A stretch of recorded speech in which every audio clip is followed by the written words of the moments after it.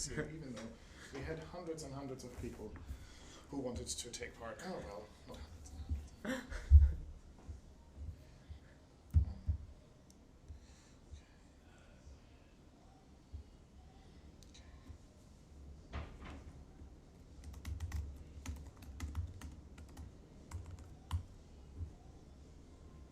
So, last time I did this, I had to unplug this little thing. Somehow, I think we plug this. I'm pretty sure that's what it was. But we wanted sound to come out of there because it would be nice and loud. That.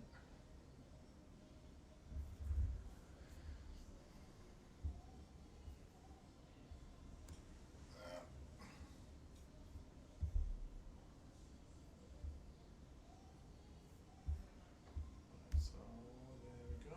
Let's do that. We'll reconvene when that Crying out loud. Reconvene my ass. So.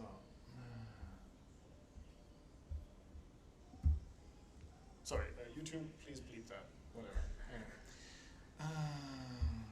Can you change the output?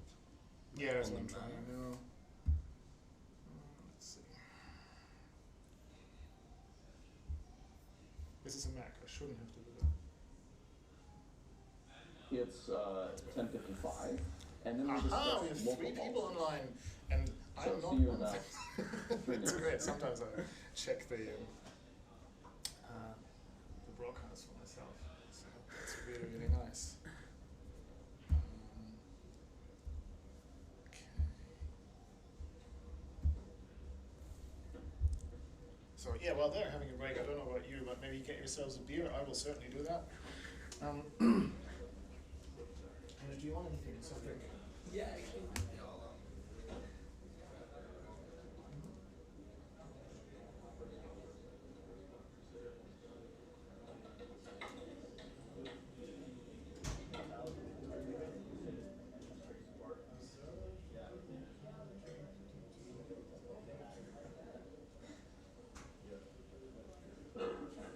Thank you.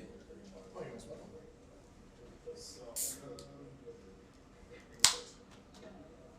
Is your last? Okay. And I will forward to where the lecture continues. Yeah, so that's kind of a delicate one. It is, like, people call it either closed loop or not closed loop. You kind of don't want to call it open loop because it's really not. But there's a difference because in MPC, like, you can do MPC with either closed loop planning or open loop planning. So MQI actually does do closed loop planning. But you can also do MPC with open loop planning, meaning that when you plan, you don't realize that you'll be allowed to replan. And that can be computationally advantageous, so you can use, some kind of like random shooting method or something. And then you do replan every step, but you don't plan for replanning every step, which means that you might decide to do kind of overly cautious things. Like, for example, if you go back to that algebra quiz, I can tell you have 2 choices. You can either take the algebra quiz, or you can receive a grade of C+, right? So the open loop thing would always choose to go for the C+, because it knows that if it just takes that action, it'll get the C+, whereas if it has to commit to a plan for the quiz, it might get all the answers wrong. But if it knows that it's allowed to replan, then it might realize that, oh, actually I should take the quiz, because even though I don't know what it will be, once I see it, I'll do well. You can indicate where you make the feed-forward plan and make the questions for the quiz, but then after I see something, I adapt to it. Yes. So MVC would do that. The trouble is that if it's given an option to go for this situation where it doesn't know what will happen and will have to replan, and it doesn't know that it will get to replan, and has another choice where replanning is not necessary, it'll go for that other choice, even though it's suboptimal. Okay, but you have to say, okay, he's not allowed to reply. You see that there Reality, was you can allow it. Well, yeah, but then no, you can keep playing. I was just No, I was just going to forward it to and then pause it where they pick up again. Nice. Yeah, okay. Would you have just seen that there is an online subject from Berkeley about reinforcement learning, and then just this making me up regarding? No. We started with a book. Mm-hmm. So it was called Bookclub for a reason. So we had I wanted to read a book and I was interested in reinforcement learning, and I made this experience at uni that if I do this by myself, it's sort of, oh yeah, this is really cool, and oh, there's a video by Roland Sussman, you should use that, and and there were these two aspects of, for one, you have like it's a bit embarrassing to rock up and know nothing and have done nothing when you've sort of agreed to do something. That was the one thing. We tried that a few times, and then actually that didn't work so well. It worked better when we tried to do it together. Okay, and that made it stronger. That made the second sort of part, or the second reason that I wanted to do it stronger, which was like, sometimes English is also my second language. So sometimes I just sit there and go like, I have no idea what's going on. Yeah. And it's there, for one, there's a relief if you're not the only person that feels like a complete idiot reading that. And there's also the idea of other people, like more, like a fresh pair of eyes, or like more eyes see more. Yeah. And so that you might not have thought of a certain thing in an application of an algorithm, or in why a problem is dealt with a certain way, or something like that. And my colleague Patrick, for example, who was in the book club at first, and now he's with another project, so he's too busy.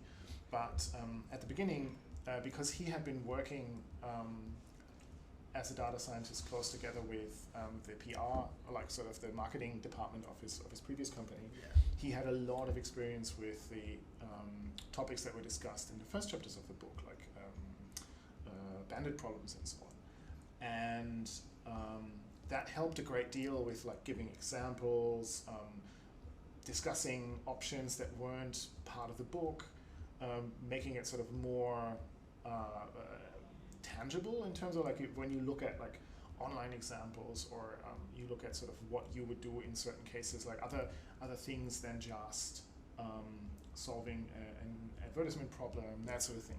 That was really interesting. And similarly, we over time, I'm not sure if there's another Patrick. There's lots of Patricks. There's another Patrick who's I hope you're online, hey, who's a roboticist, and so he's got a completely different insight on all these problems. And just in the last couple of lectures, they were discussing a bunch of control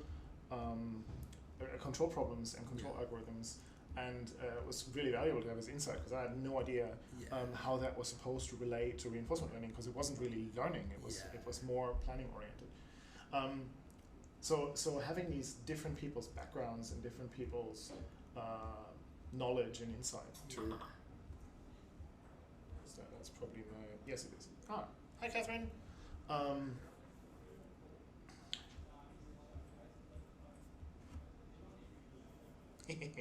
Very good, Theorem Geek. And Flaveman or Fla the Man? I hope it's Fla the Man. You the man, Fla? Right, cool. Yeah. So that's that was the basic idea, right? So that we could like, and there's like so many times in watching the lectures was kind of similar to the book, but the lectures made it a bit easier when we were staring at the screen. Like literally, there were 5 of us here thinking like, what does that mean? Why is that -1? Yeah, and we're looking at it going, but if that goes up, then that has to go down. That can't. How does that work? And we was like, there were literally 5 of us sitting there like, no. He's a professor at something or other. We must be dumb. Yeah. And then like we let it run, and like 3 minutes later, one of the students asked, "Why is that a -1?" And he was, "Oh, that's a typo. Sorry." Yeah. And it was a 1, and we were all like, "Oh, we actually understood it. It was so cool." Yeah. And when you get this sort of, that's like kind of like winning in a video game. Yeah. True. So there's a lot of that, and I find that is much nicer sort of shared, and you have more. To me, at least, like the whole emotional connection around learning and so on deepens the memory effect of something that you learn. Yeah, and even though people say attending a lecture or just watching a lecture or just rewatching a lecture is not the best way of learning, I think for a meetup and for because we're not forced to watch the lecture, we can stop at any time and discuss this. And we don't have a time limit, so we don't have to finish the lecture this week, right? So if someone were to come in, and we had this case the other week where if you, the audio is a bit soft, you say. let me crank it. I have a crank right here. So that should be a lot better now. Wow. Oh, cool. Okay. Right. Well, make sure that you ask the right people about the best cafes and hotels and so on in Melbourne. Right. So we had someone come in who was Andrew, who was very unassuming and said, I've got a few questions here and there and I'm trying this on my own and so on. And it turns out that he was writing a package for the Keras gym, and he was trying to write a game. And no one, at least, well, I think most of the group hadn't heard of this game before. It was an old game from, I think, the 70s or the 80s, which was sort of basically like ASCII based, and it was not fancy graphics, none of this stuff. Yeah, and he tried to get an agent, put an agent together, first making an environment and then put an agent together to learn this. And it turns out that the state space of that game was actually rather large, and it was really complicated to train an agent on this game. And it was a fantastic example of how your intuitions can mislead you, and how to explore in discussions and sort of subsequent weeks of him. Hey, hi. Yeah, indeed. Subsequent discussions of what he was trying to implement in this package. And so eventually, I think he got it all together, but I don't remember hearing anything about the training actually finishing in terms of like making a DeepMind like sort of absolute ace better than human player. I think that hasn't happened yet, which is a cool thing. Yeah. Because it's one thing to look at. It's one thing to look at like DeepMind or Atari and then take a recipe from the internet and copy that, and then know that this is going to give me a good result. Then to do it yourself from scratch and take a game that you don't know exactly how hard it is, even in comparison with other games, and then see whether you can make this work. And it's actually hard work. It's really hard work. And it was kudos to the crew, because and people were discussing this passionately. No, you should increase the rewards. No, we need lower rewards. Not so much rewards. And it was, and you discuss sort of why and so on. I may be blaspheming here, but I was talking to a couple of people in the company about this, and there is such a difference between the business world and the academic world in terms of not how truth is valued. I think truth is valuable in both cases, but how you can get there and how you're like what the culture is and what the convenience is and what's convenient and what's acceptable and so on. And in many cases, in business environments, you have to step really carefully, and when you discuss things with people, you have to sort of be on the optimistic side, and then sort of phrase your warnings or your doubts and so on carefully, and make sure that they're sort of not forgotten and so on. Whereas in academia, that's what that's gold. Like that's pure gold. You want to smash the other person's theory, and if you can punch holes into it, then you've done them a favor because you've saved them so much time. Whereas the opposite is like, if you spend a lot of time and smash at their theory, that's even better. If you can't break it, then that's also really, really cool for them, right? So there's this, and this can appear really aggressive. And it's almost like sort of you watch a couple of people like in a jiu-jitsu match, and then they go and then they get up and say, thank you. That's sort of what academia feels like. And I can understand how that can be sort of rather disconcerting, but to me, this is an academic setting. Like most of the level that we're trying to watch things at and discuss things at is sort of academics is like totally allowed. Like one of the things that's kind of cool is when we've got a couple of the algorithms or something on the board. And sometimes we forget to just clean the whiteboard. And then people come in the next day and say, the book club was here yesterday, weren't they? And then they tell us things like, I've taken photos next to your whiteboard just to look smart. So that's fun. That's really cool. So there's that. yeah, that was sort of how all this came about. Yeah. Sorry, I forgot your name. My name? Yeah. Oh, Mervin. Mervin. Yeah. Yeah. Same. I guess same in return. It's a Ike. Ike. Ike, yeah. So, hello Internet, I'm Ike, Mervin, Hamish.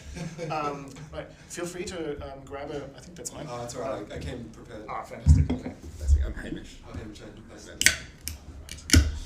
nice. This always happens with these beers. So, Dayton, if you're watching, you make amazing beer, but you're too generous. There's just too much beer in your cans. They always, like, when you open them, they always spill a So little it's like an bit. expansion issue, not a shaking issue. No, like that was just in the fridge. So, yeah, it's wonderful beer, but yeah. Anyway, I don't look a gift beer in the mouth, I suppose. So, the lecture has been on. Actually, they've just summed up the first part of the lecture. I'll just quickly go back to before the break to get back what he was announcing would be the. I've actually basically run into this problem where the data you collected before in step 1 is just too different from what you would see if you were to follow the greedy policy with respect to your current Q function. So while you can train up your Q function really well on that data using these one-step rollouts, when you actually run the policy with respect to that Q function, you see totally different things that you're not prepared for. All right, so that's the end of the kind of model-free plus model-based method. So we'll take a little break at this point. We'll reconvene when that clock hits 10:55, and then we'll discuss local policies. So see you in about 3 minutes. Okay. Did you see that new paper recently about how a model-based was For able to policies. match alpha 0, I think it was, or alpha star, I can't remember. No. So they were able to find one, because model free is usually better because it doesn't have to go through the entire model. Model based has to iterate through the whole thing and sort of get the distributions, whatever. But I didn't read the whole paper and see how they manage it. But it was, instead of just doing policy and value, it did policy, value, and also determining what reward it should have. So it also was able to handle dynamic games, sort of like games where the situation might change, and able to match. I didn't have time to read it, but I found it quite interesting because I was kind of against model based, but now I'm like, oh shit, maybe I'll have to convert to, to sort of like both model based and model free methods. So are you in our Slack channel? sorry? Are you in our Slack channel in the? No. Okay. No, yeah. If you could send me both of yours, if you could quickly give me your. Oh no, not this one. If you could give me your email addresses, I'll invite you to the Slack channel, and you could just post it in the. Oh, like the paper, yeah. So I have a feed from like Google Scholar, and it just gives me weekly, and I guess I can just transfer the ones which I seem like interesting, So invite people. So what's your email address? It's Mervin with a Y, so it's MERVY for yellow and for November. MERYN. Oh, sorry, MERVY. MERVY. Y for yellow, and so Mervin. Yeah. Instead of an I, it's a Y. Yeah. And then full stop. Slide ZLY. ZLY. At gmail.com. Gmail. Okay. And mine's Hamish. Hamish. 6262 Hamish 6262 at gmail.com. Gmail. Also a lot of Hamishes. I guess there'd be a lot of Hamishes, right? Yeah. 6,261. Right. Okay, you should have gotten your inbox there. Okay.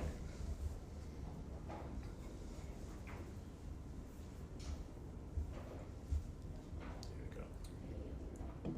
Why not? Policies that are simpler than neural nets and that are amenable to optimization methods that overcome some of the difficulties of backprop through time. And that's what I'll discuss in the second half of today's lecture.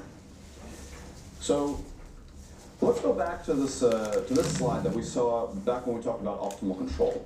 So as a refresher, this would have been the Wednesday the week before last.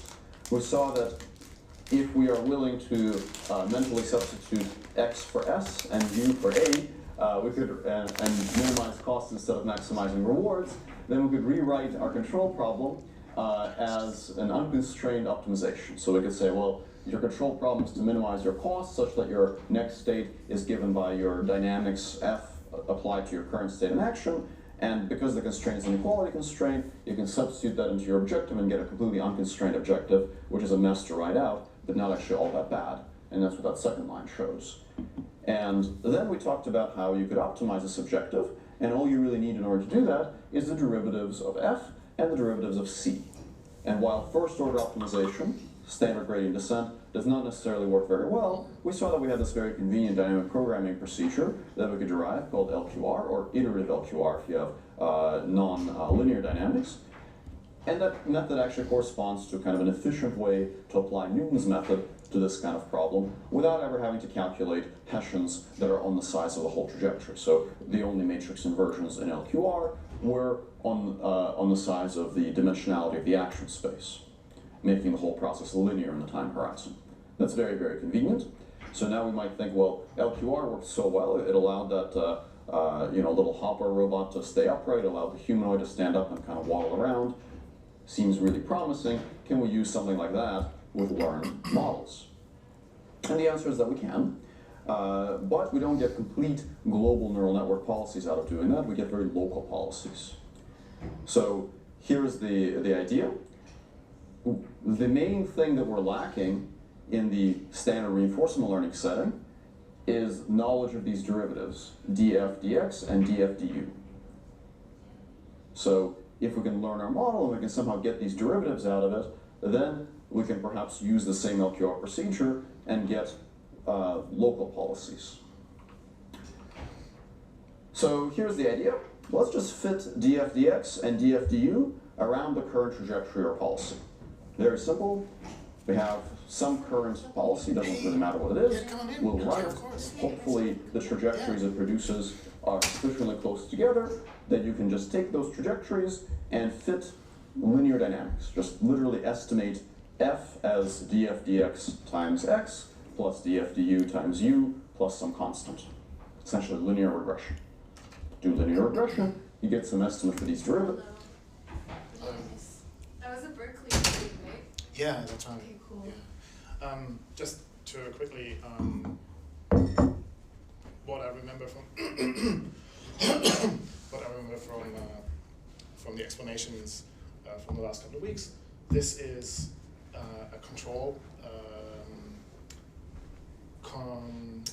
convention to not use S and A, like for state and action, as common in reinforcement learning, but instead they use X and U because that is how it's done in control theory. But that's not, it's not different or anything. Like it's still just math. So it's not anything special or different.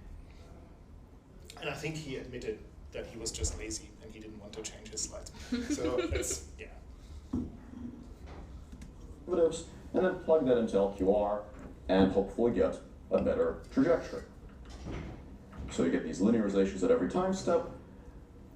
Run LQR. LQR actually gives you a linear feedback controller. So as we saw before, it gives you that kx plus little k. So not only does it give you an action, it actually tells you how your action should change in a linear local way around your state. And you can run that in the real world, collect some more trajectories, refit your dynamics, and repeat. That's the high-level idea. So if you have a continuous system that is sufficiently smooth and an initial state distribution that's sufficiently tight that this kind of thing actually makes sense, then you can actually do this. So here's the kind of outline of the procedure. You run your current linear feedback controller, which we're going to turn into a probabilistic controller, as I'll discuss shortly. You get some trajectories, you fit your dynamics on those trajectories, and your dynamics are going to be some kind of conditional Gaussian thing, and the mean of that Gaussian is a linear function. So they're linear Gaussian dynamics, which we know that LQR can accommodate. The only thing we need to get out of these dynamics is A, B, and sigma, but we know from the LQR lecture that sigma actually doesn't affect the answer. So regardless of what your sigma is, you'll still end up with the same controller. So you don't even need to bother fitting sigma. You can just ignore that part. And all you really need is the A and the B. And you have potentially a different A and B at every time step. So it's a linearization per time step. And then we'll just say that A is df dx and B is df du. And then just plug that into iterative LQR like we saw a week before last. That'll improve our controller and then we'll get this process. So one question we have to resolve to actually formulate a practically useful algorithm of this type is, well, which controller should we actually execute when we collect data? So iterative LQR produces these x hat, u hat, capital K, and little k. And we saw from the LQR lecture that we can write out the full controller like this, capital K times x, and then the other terms, they're basically just they can all be collected into one constant. So it's really just capital K times x plus some kind of constant. And we saw from the ILQR lecture that this u will give you the optimal action on convergence once you run an ILQR for enough iterations, but you have to relinearize repeatedly. So at any one iteration just gives you an improved sequence of actions. So a very simple choice would be to just say, well, let's just take the good action. So we'll calculate this thing, figure out the optimal action, just take that action all the time. That's not a very good idea because, of course, you calculate your actions under an imperfect estimate of the model, and if you're just executing those actions in open loop, it doesn't really correct for drift. It doesn't correct for small deviations from the state that you thought you would have gotten. So a very simple and slightly better choice is to just always take the action given by the linear feedback controller, because this big K matrix, that's going to act to stabilize you a little bit around the nominal trajectory that ILQR produced. So you'll basically take the action that you planned, but you'll also have this correction term given by capital K times x. So just to clarify, if I remember correctly, the matrices and vectors that he's talking about are like we said, U stands for the action and X stands for a vector that encodes the state. And so literally the values that you get for your action vector U come out of this combination of the matrix multiplication K of X minus X hat plus like sort of an offset vector, if you will, and then U hat of T. Like that's the sort of linearization prediction. Yeah, I'm pretty sure that's how it was. Unfortunately, I was sick the week before last, so it has rusted a little bit. But that's how I remember this being. So this is LQR stands for linear quadratic regulator. So that's the idea behind this, is that you're kind of having an approximation similar to like Newton's method or something like that. Yeah, and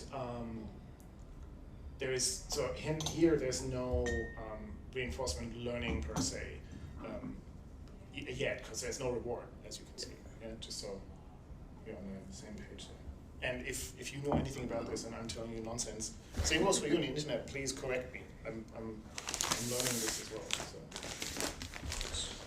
And what that will do in practice is that if you deviate a little bit from the trajectory that ILQR came up with, hopefully your big K will bring you back to that. So that brings forth quite a bit better. The problem with this is that it might actually be a little too good. See, unlike in regular ILQR, here we're fitting our A and B matrices, we're fitting our linearization of the dynamics to data. And it's very hard to fit something to data if your data all looks the same. Those A and B matrices, intuitively, they model how the dynamics changes in a local region around a given trajectory. So if all of your trajectories are almost exactly the same, you won't be able to fit a very good matrix to that. Just in the same way that you won't really be able to do linear regression from X to Y if all of the X values in your data set are identical. So if you have trajectories that are kind of a little bit spread out, but not too spread out, that's sort of ideal for linear regression, because then they're sort of sufficiently tightly clustered that a linear approximation is good, but broad enough that you can actually fit that linear approximation. If they were all precisely on top of each other, then any line could fit them equally well, which means that you won't be able to come up with the right linearization. And if they're all way spread out, then they're outside the regime where a linear fit is even remotely accurate. So you want them to be a little bit clustered, but not too clustered. So in practice, a better choice is to actually construct a stochastic controller out of the linear solution to LQR, which you can do just by choosing a Gaussian where the mean is the feedback controller from before, but there's a little bit of variance added to it. Now, you can choose this noise actually in many ways. You can choose it heuristically. You can choose it to be, 0.1 times identity.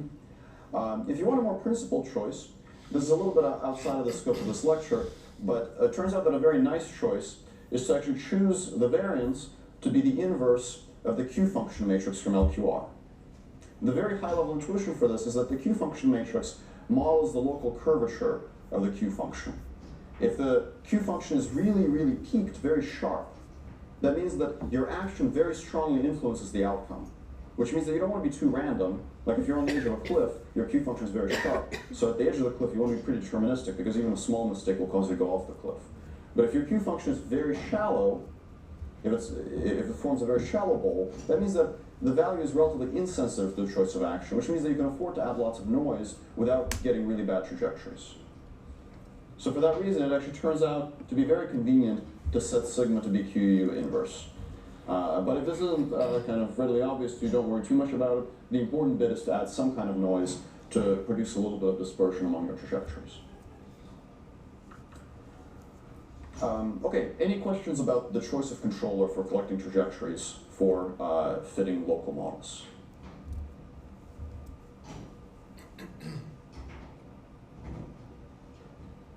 All right.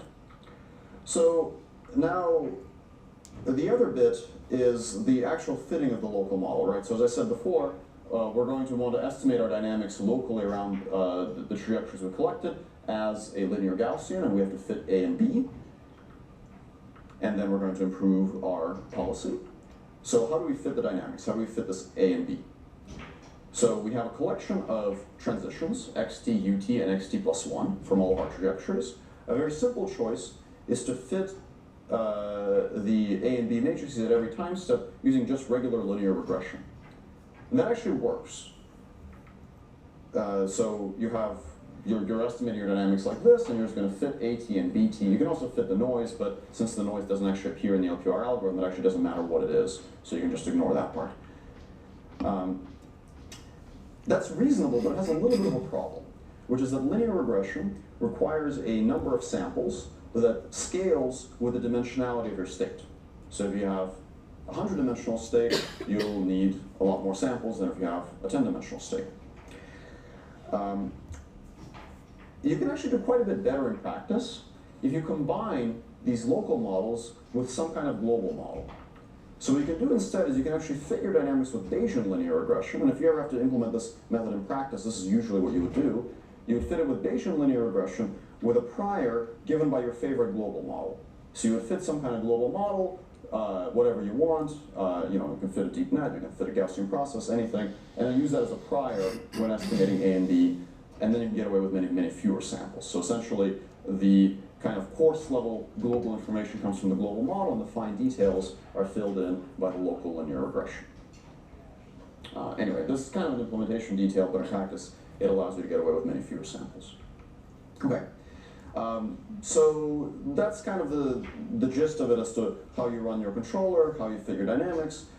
There is one very important remaining issue, which is that, of course, for most real problems we care about, the dynamics are not linear. So you can kind of imagine that blue line as a cartoon of the linear dynamics that we're fitting, and the green curve as the real dynamics. So locally, the blue line approximates the green curve, but globally, it's pretty far off. So if you run LQR, you get back a better controller than you had before. So maybe this is what your controller thinks will happen. It thinks I'm going to get this blue dotted line. But in the process of doing that, you wander into some region where your linear dynamics is a very poor approximation for the real dynamics. Then when you actually run that controller, you get something like this. Right? So intuitively, the linearization of the system that you calculate via that linear regression is only really good in the local region around your trajectories. So you have to somehow prevent LQR from coming up with a solution that's way off from the region where you fitted your dynamics. And this turns out to be actually very, very important to get this kind of method to work well. So the way that we're going to do this is very similar to an idea that we saw before. We're going to estimate our trajectory distribution for our new controller, and then we're going to try to find some way to keep that trajectory distribution close to the distribution of trajectories that we saw under our old controller. Just like we saw with the trust regions for policy gradient, where we would constrain the KL divergence between policies to keep the resulting state distributions close together. In the same way, we're going to basically constrain the divergence between the controllers to keep their trajectory distributions close together. So if the trajectory distribution is close, then the dynamics will be close also. And what does close mean? Well, close just means that the KL divergence is small. And it turns out that it's actually very easy to constrain KL divergences between two controllers obtained with LQR simply by modifying the reward function to add the log probability of the old controller to the reward. I won't go through that method in detail, but if you want to learn about it, check out this paper. It's a very simple technique. You just add a reward term that says half high probability of my old controller, which basically keeps you close to it. So that's basically the gist of it. Fit dynamics with linear regression. Use the stochastic controller to collect your trajectories, and then keep the new controller close to the old one. And that will allow you to essentially apply iterative LQR without knowing the true dynamics of the system by iteratively refitting it via linear regression. Here is a little animation of that method in action, just to prove to you that it actually does do something. This is a robot learning to stack a Lego block using iterative LQR, essentially. So every time it takes one of those trials, that's a trajectory that it's using to help linearize the system. And when you see it kind of pause a little bit between attempts, so you'll see that in a second. It takes 10 attempts and then pauses.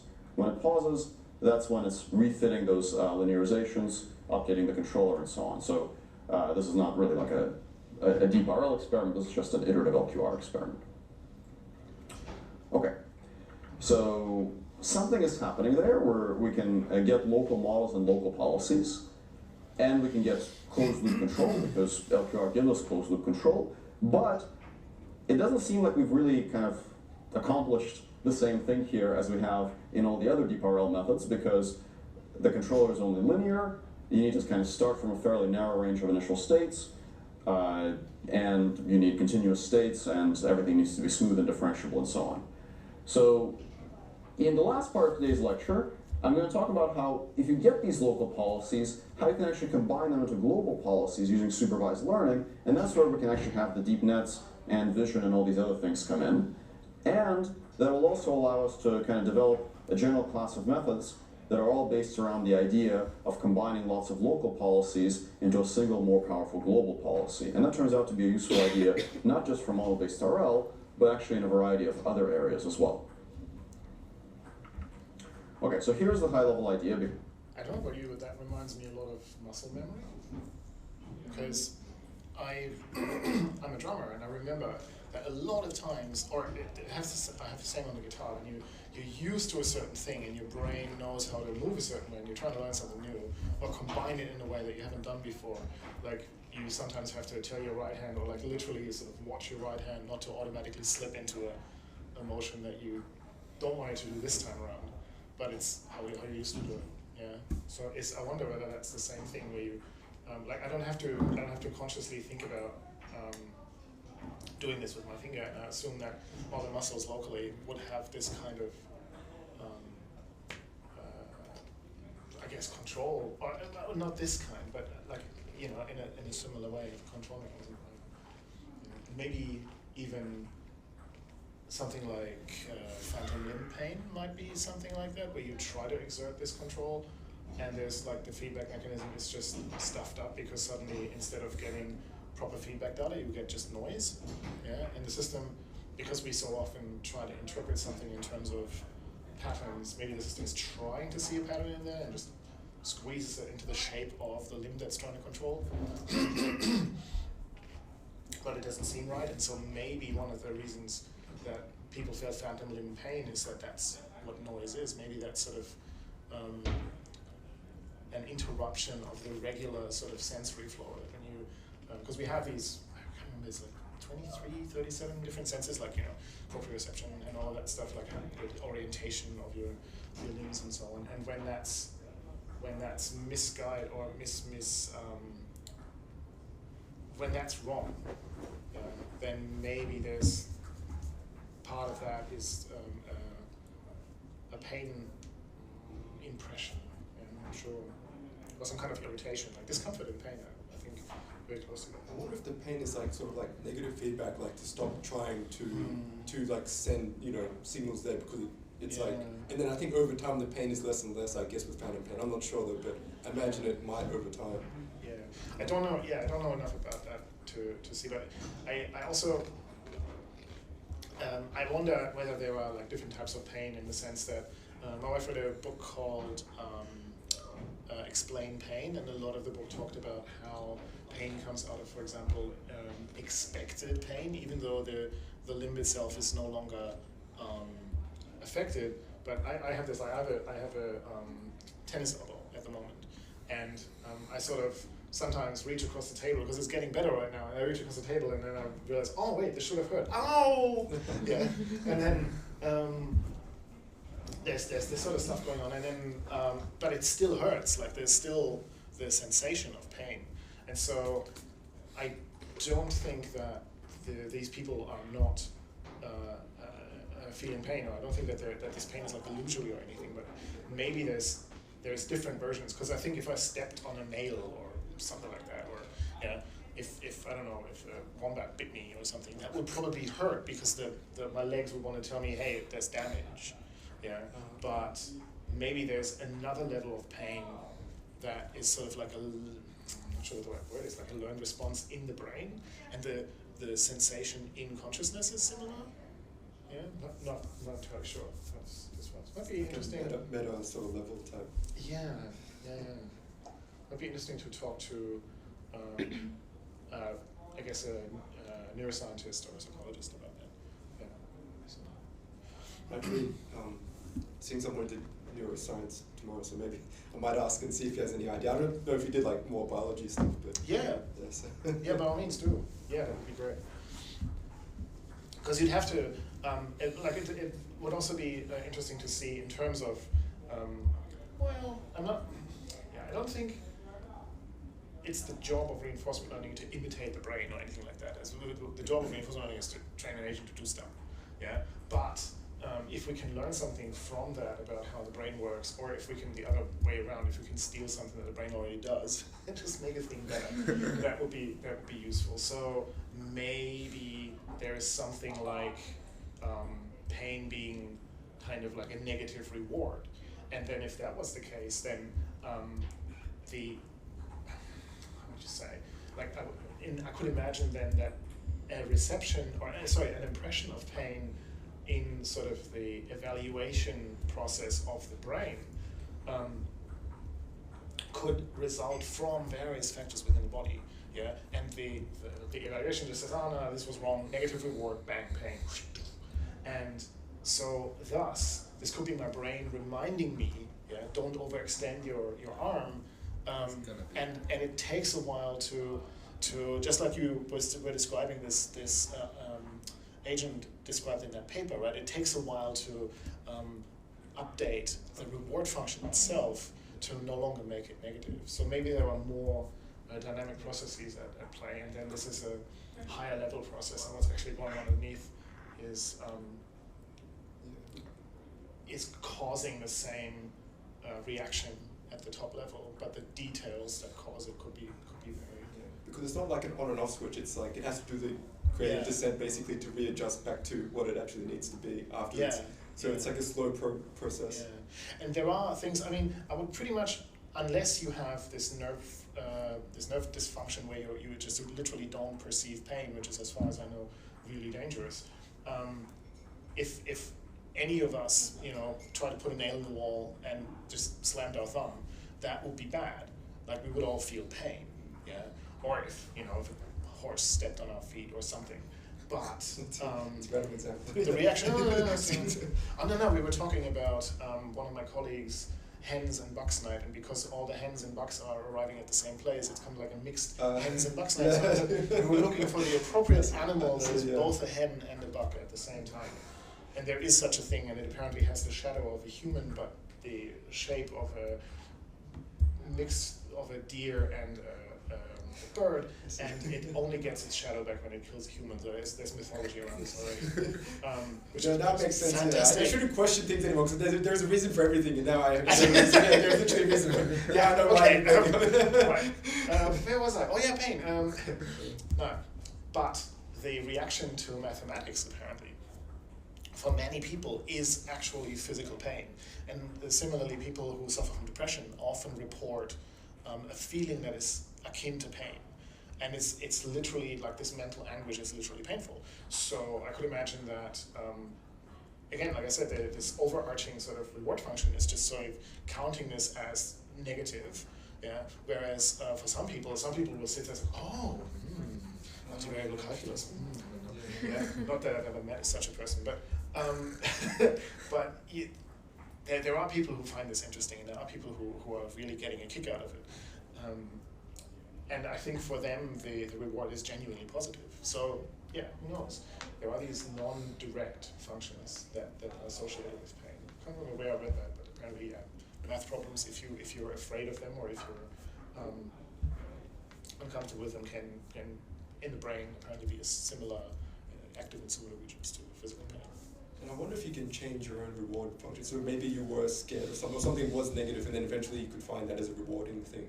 Like you could change your own. So I don't. There is exposure therapy, absolutely. Like there are I'm a big fan of spiders. Like anything with 8 legs. Yeah.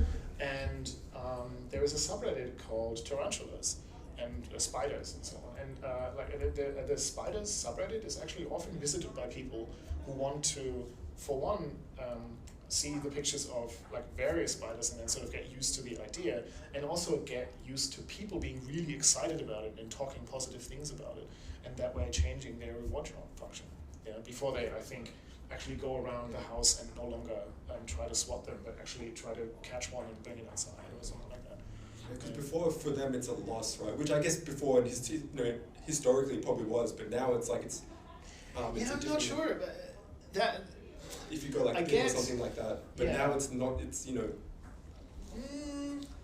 It's just. It's one of those things like you would expect. I would have thought that sorry, it's now we're going completely in the field here, but I would have thought in terms of the evolution of that you would get regions of the world where people are like less afraid of spiders. Say, for example, maybe not enough time has passed since we moved to those regions. I don't know, but in Europe, for example, there's nothing dangerous with 8 legs. Like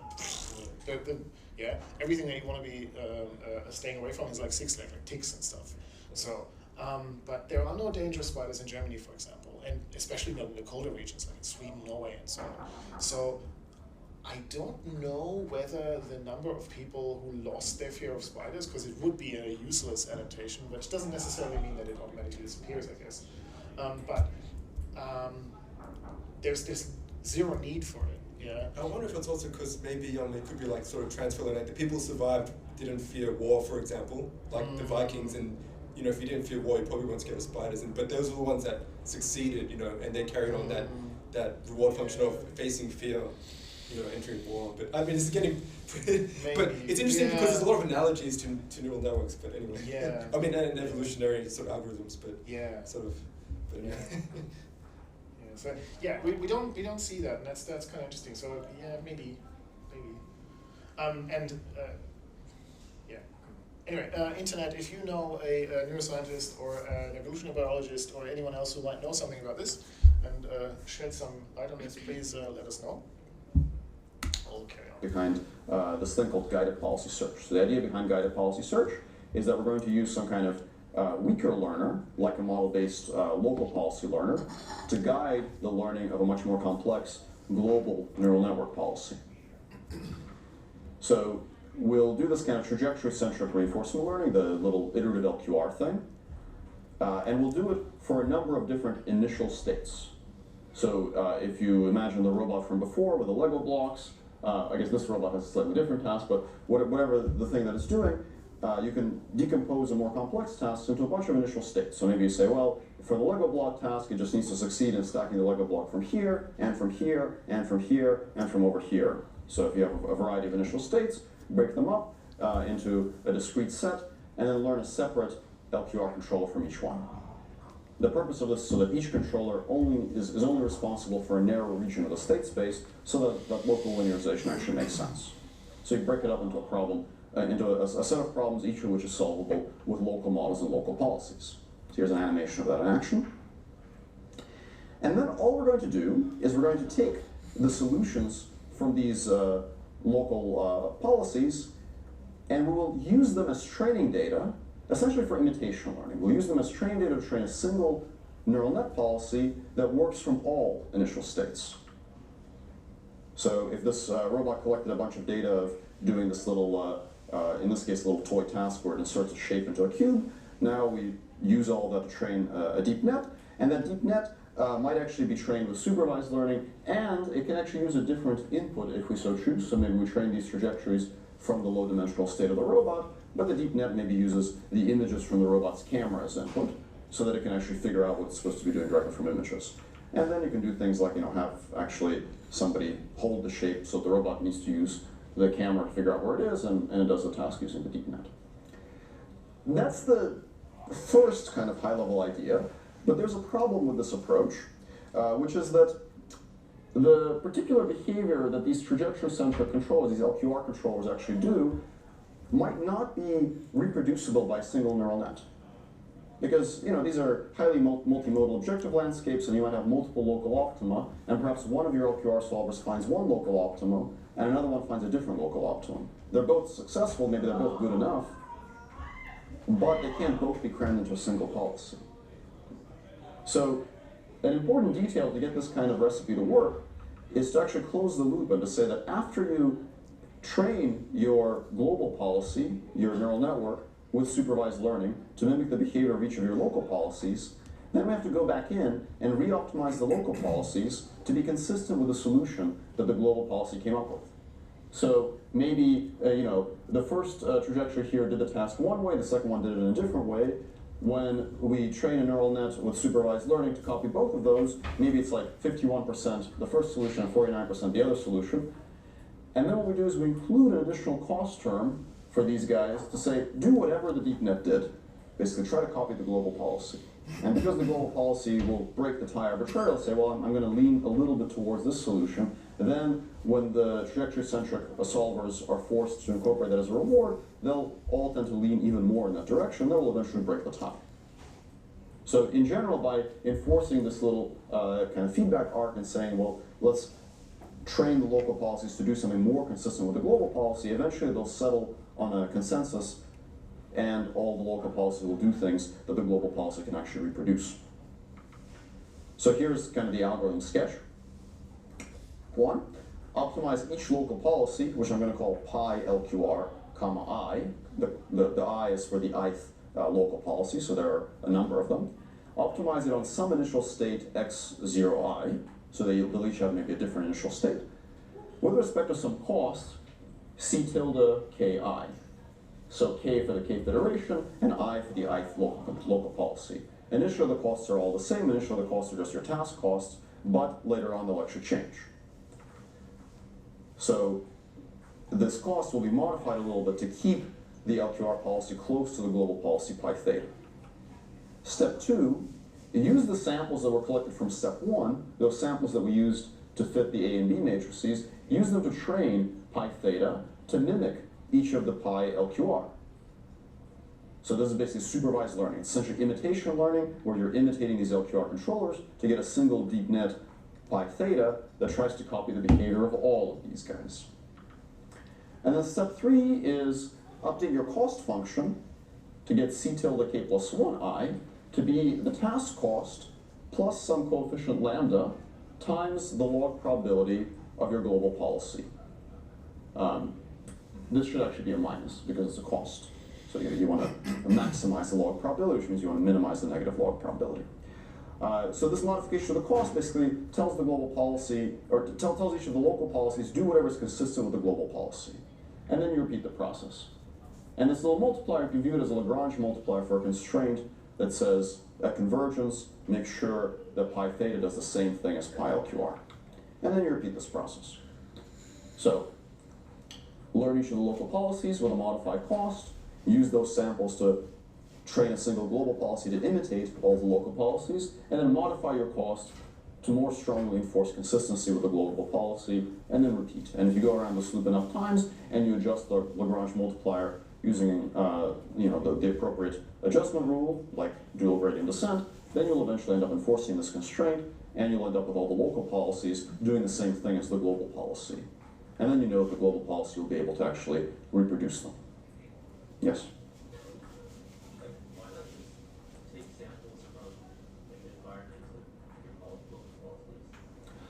Okay, so the question was, why not take samples from the environment instead of your local policies? So to be clear, when it says use samples from step 1, these are samples from the environment that were collected by the local policies in order to estimate the linearization matrices. So it's exactly what you're thinking. So then what's the purpose of the local policy? The purpose of the local policies is to actually solve the task. Yes? You train the local policy for different initial states? Yes, so the question was, do we train the local policies for different initial states? So for each initial state, there's a different local policy. And you can kind of generalize this idea to say for every grouping of initial states. So if you have like a little cluster here, a little cluster there, basically the groupings need to be narrow enough so that a single linearization can take care of all the things that start in that group. So that case, you should train the supervised learning to identify the closest. You can probably like, instead of training to match the LQR policies, just identify which regions Right. they are. Yeah. So the question was, can you just like basically, yeah, if I were to translate it, like, why bother? Do you really need a policy here, or do you just need a classifier? And that's a very good question. And in many cases, you can actually get away with that. You could say, well, instead of training a policy, just train a selector to pick among the LQR solutions. That will actually work, and there's actually been some work that does exactly this. So there's sort of a deeper body of prior literature on something called trajectory libraries that does essentially variants on this idea. One reason why you might still want to train a deep neural net policy is if you want to also do a kind of an input remapping trick. So one of the things you can do with these kinds of techniques that's very convenient is that you can train in a setting where you have a little bit of privileged information, where you know the true state of your system, so that you can do the linearization, but then train your policy on maybe partial observations. So for example, maybe during training, you have an instrument environment where you can localize all the objects, you use that for step 1, and then in step 2, you train your policy to output the same actions, but condition on maybe camera images. And then you don't need the instrumentation of test center on the policy. Any other questions? Okay, so I introduced this general idea as kind of a way to do model-based RL, where you do local models and local policies for step 1, and then still end up with a deep net in step 2. But actually, this general idea of using local policies and supervised learning to recover a global policy is something that can be used in a variety of other settings beyond just model-based reinforcement learning. You can actually use these techniques for model-free reinforcement learning problems, and it turns out that they can actually work pretty well there also.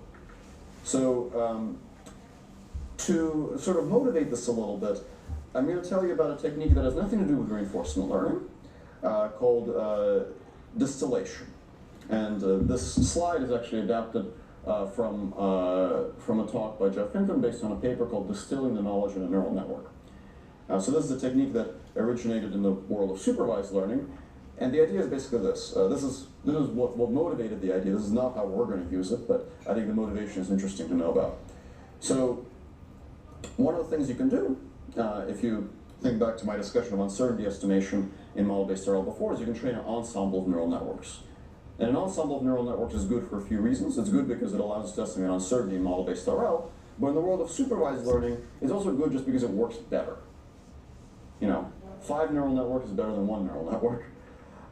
In fact, if you want to get really competitive models, oftentimes a good recipe is to take a model that already works really well and then ensemble it. And it'll probably work a bit better.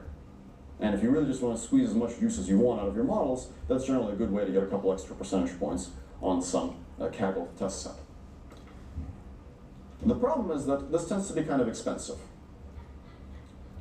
Because before you had 1 model, now you have 10 models, so it takes 10 times longer to do everything. So the problem that, that the authors of this paper were concerned with, it turns out they actually solved a much broader problem, but this was the problem they were concerned with, is how can you make a single model that is as good as an ensemble without incurring that 10x cost in compute? But it turns out that what they ended up with is a lot more useful than just reducing compute costs. So the idea was very simple. Take the ensemble's predictions and treat them as essentially soft targets. So the ensemble will make predictions about each of your training points, and the prediction will not give 100% probability of the true label, it'll be kind of smoothed out. So then you can construct soft labels by basically taking the logits from your ensemble, the log probabilities, dividing them by some temperature. You can pretend the temperature is just 1 for simplicity, and then using those as soft labels. So this is the logit, and that's the temperature. So now you might ask, well, what's the benefit of doing this soft label thing? Like, if I have a training set, my training set is labeled. If I'm doing like MNIST classification, I know that the 1 is a 1 because there's a label that says 1. Well, the trouble is that real labels actually don't contain as much knowledge as these soft labels. So here's a picture of the MNIST training set. And let me find a particularly bad one here. Like, you know, if I look at this character, this is actually a 2. But I might think, well, this 2 kind of looks a little like a backward 6, maybe a 0. Maybe it looks quite a bit like a 0, actually. The label, the true label, doesn't contain that information. But the ensemble will tell you that. The ensemble will say 70% chance it's a 2, 25% chance it's a 0, and 5% chance it's a 6. Now you might say, well, that's incorrect. It may be incorrect, but it's actually in some ways closer to the truth, because if you understand that this looks a little bit like a 0, you'll actually get a better understanding of the difference between 2s and 0s. You'll say, well, if you want to differentiate 2s from 0s, don't pay too much attention to these things, because they're actually ambiguous. This is a good prototypical 2, this is a good prototypical 0, and this guy's in between, so don't take the true label too seriously. And there's knowledge contained in that, and if you distill that knowledge into your model will do better. So this was the idea behind distillation for regular supervised neural nets.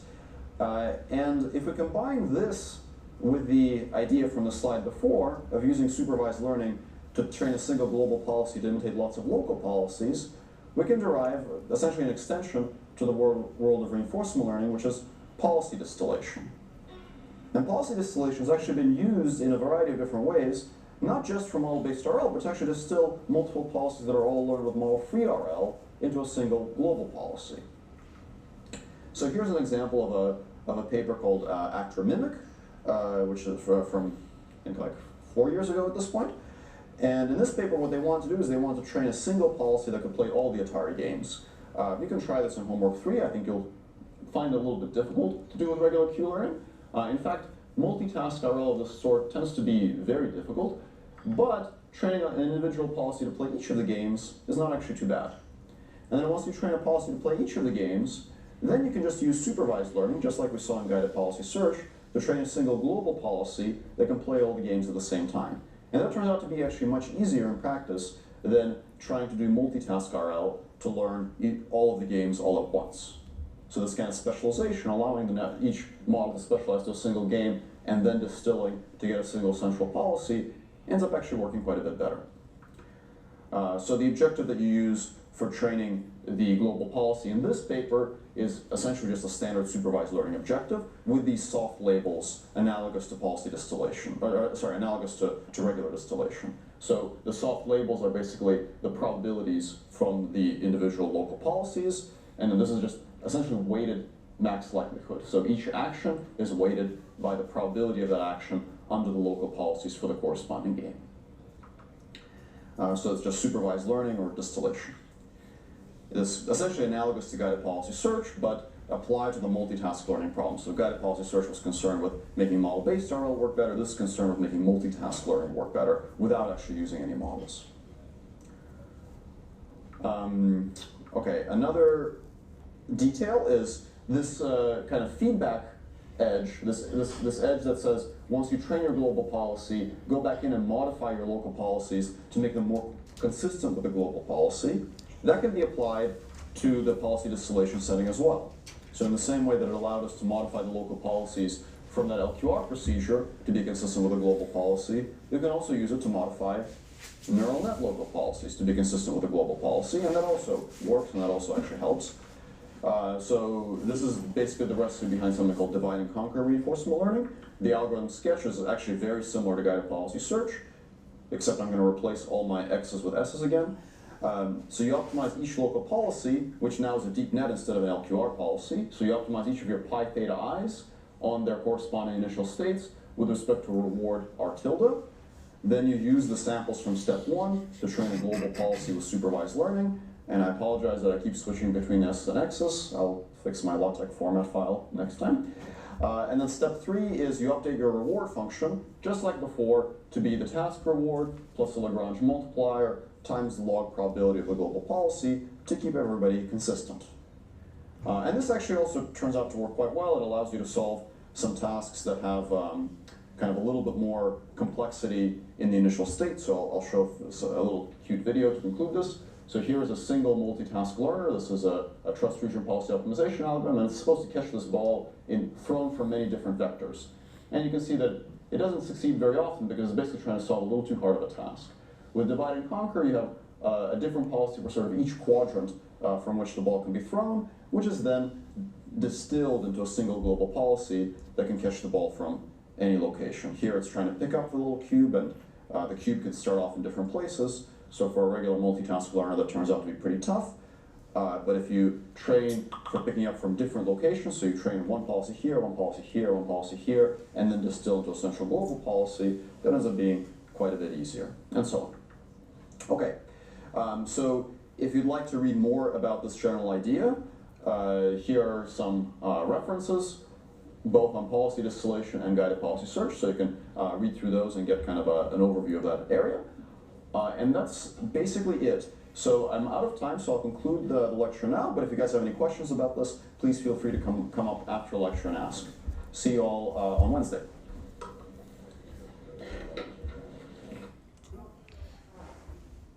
So obviously this is totally perfectly clear to everyone, right? Yeah. Which lecture was this? That was 12. That was the Okay. second half of 12. Okay, cool. Yeah. One question I had, just in terms of the training loop, was Just like. Yeah. I'm just because it'll remember where I was. So Alright. I'm just lazy. yeah, with the training loop, I was wondering, like, my understanding of the setup is that it's kind of like if you're teaching maths to someone and you want them to do well on an exam, you have to kind of manually break up these this general problem into like specific subtypes of problem, and then you train the students on each subtype, and then they integrate. But yeah, Actually, it's almost as if you train 4 people in each subtype, and then they train the student. Yeah, right. So, Yeah. I mean that makes sense. So, but that identification of different kinds of local policy that have to be done by the modeler. Is that right? So, like, if I'm working on robotics, for example, I have to like have the domain insight of dividing stuff into quadrants, or. Yes, because when we looked at the first LQR example, the distinction of the example, like where to train the robot on the localized, like where to put the box, that was given by the roboticist. That Okay. was not self sort of. So this is an algorithm where we introduce an extra little bit of complexity from the programmer, namely what are the kind of local subtypes of problem that we want to train a multitask learner for. Yeah, that's an interesting question, whether you get to decide on what complexity to introduce, in the sense that you expand what it does. Because that's, I think, what they tried with the robot. Like, so at first, that thing was just putting a Lego block onto other Lego blocks. And then they started moving this box around. Yeah, and that is, I think, that's one way of looking at expanding the capability of your agent or so. But the other way, as they showed in this TRPO example, was that they had a general problem which was too complex, and they broke it up into less complex problems. Right. And that didn't expand the functionality of the overall agent. It just achieved the goal much quicker. Right. Because you had this sort of, that divide and conquer thing going. Yeah, that makes sense. Yeah. So it's kind of like, I always like to think in reinforcement learning, well, just with AI generally, there's like... Be automated kind of thing. Yeah, well, to what extent can I get the machine to do it, and to what extent do I have to help along? And this feels like a nice way of helping along. Sorry. Yeah, I think in the future they might do something like curiosity learning, where when it enters a space where it's really confused, doesn't know what to do, then maybe it'll split off at that point, kind of thing. That's one hypothesis that I just thought of just now.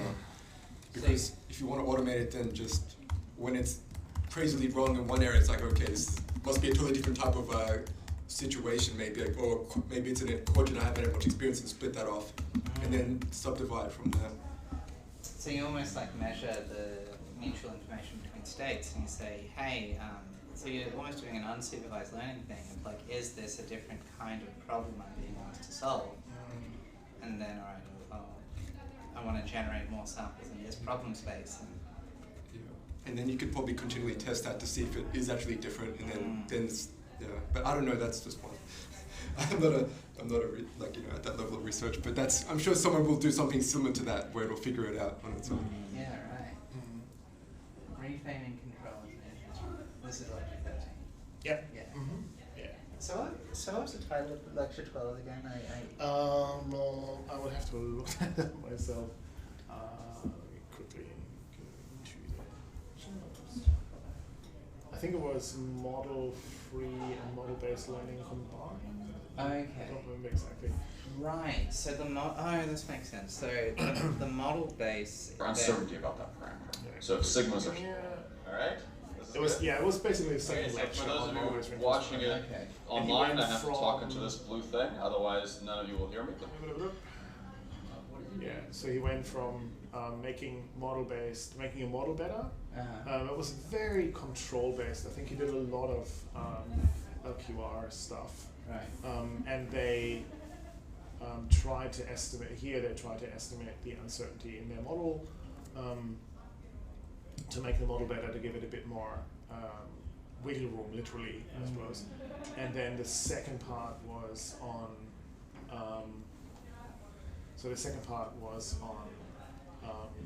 combining simple observations in the fashion. No, that's not. That was before the break. Is that? Yeah. Yeah. Right. Yeah. So this is. Oh no, wait. That was lecture 11. That's what. That's what right. it was. Okay. Okay. This is the one. This is it. But the second part was also. When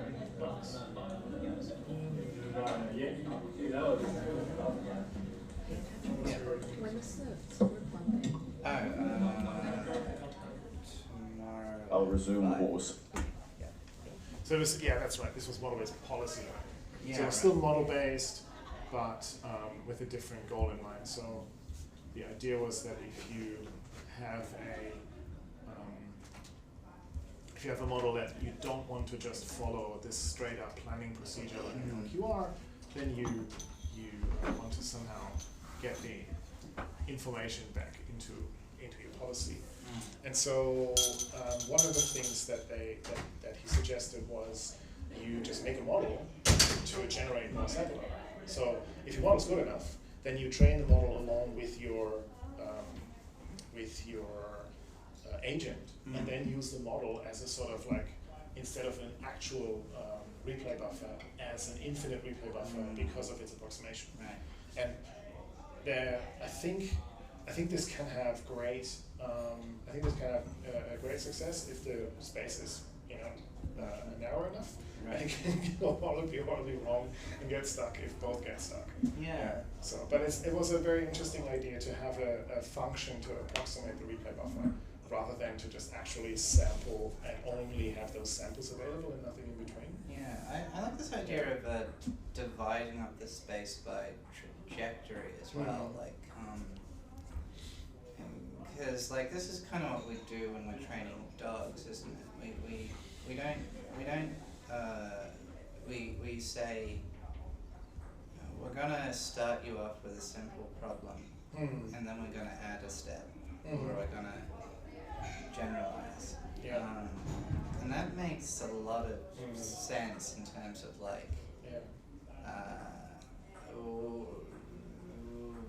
we can adapt to like a specific thing, and then we can generalize more easily, versus like starting with something with a full shot of complexity. I wonder, and we talked about sort of making music before. I wonder whether there are. I hope they get back in. It's after 5, right? So they probably, if they both went to the bathroom, then they might need help getting back in. You mean check? Yeah, if you could, thank you. Yeah, right.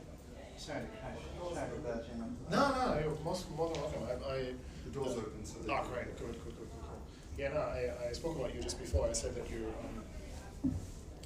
knew, and we were talking about bandit problems and your experience due to your work on your previous jobs. Yes, that's right. You had experience with bandits, and that helped getting into the book to start with. Yeah, because we had a much broader access to bandit examples, bandit problems, applications, things that weren't in the book as well.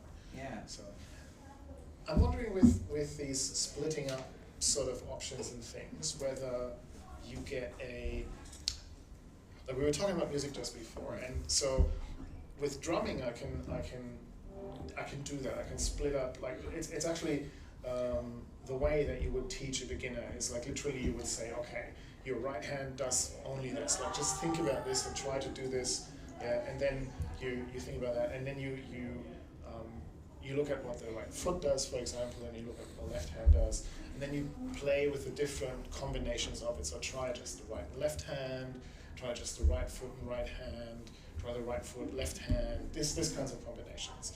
And then eventually when you get around to having practiced the combinations, you actually get to put them all together, and it becomes easier and easier as you progress.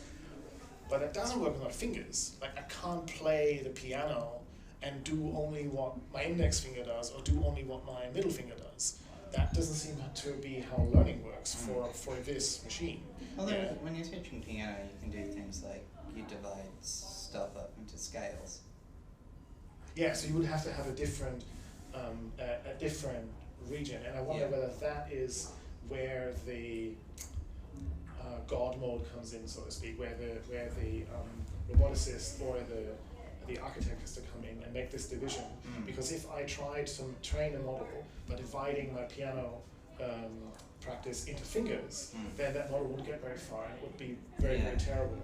And so you probably, that is where I guess the expert knowledge comes in, that you have to, and I wonder whether there are spaces where it's not easy to see, but there are spaces where you have to experiment and see, to test different splits to see what fits best. Because like the obvious question is where does the subdivision go? How are we able to do it? Yeah. Because with a 3D model, or like with a robot, it's kind of obvious sometimes because you can actually just spatially divide it. Yeah. But I wonder whether with a model that is acting on, say, I don't know, for example, the Google model that did the optimization on their air conditioning, that would be a problem space that's not robot-like. Yeah. So.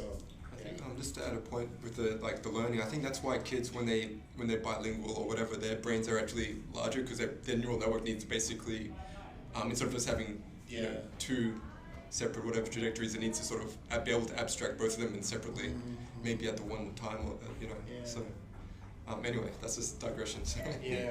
The like when you said like the solving maths equations can be sort of broken down. Sort of does make sense. Like say you're using like bin mass. First you do all the brackets. Yeah. And then it's like, oh, like, yeah, now I'm done. Like, now let me just look at like exponents and then like multiplicities.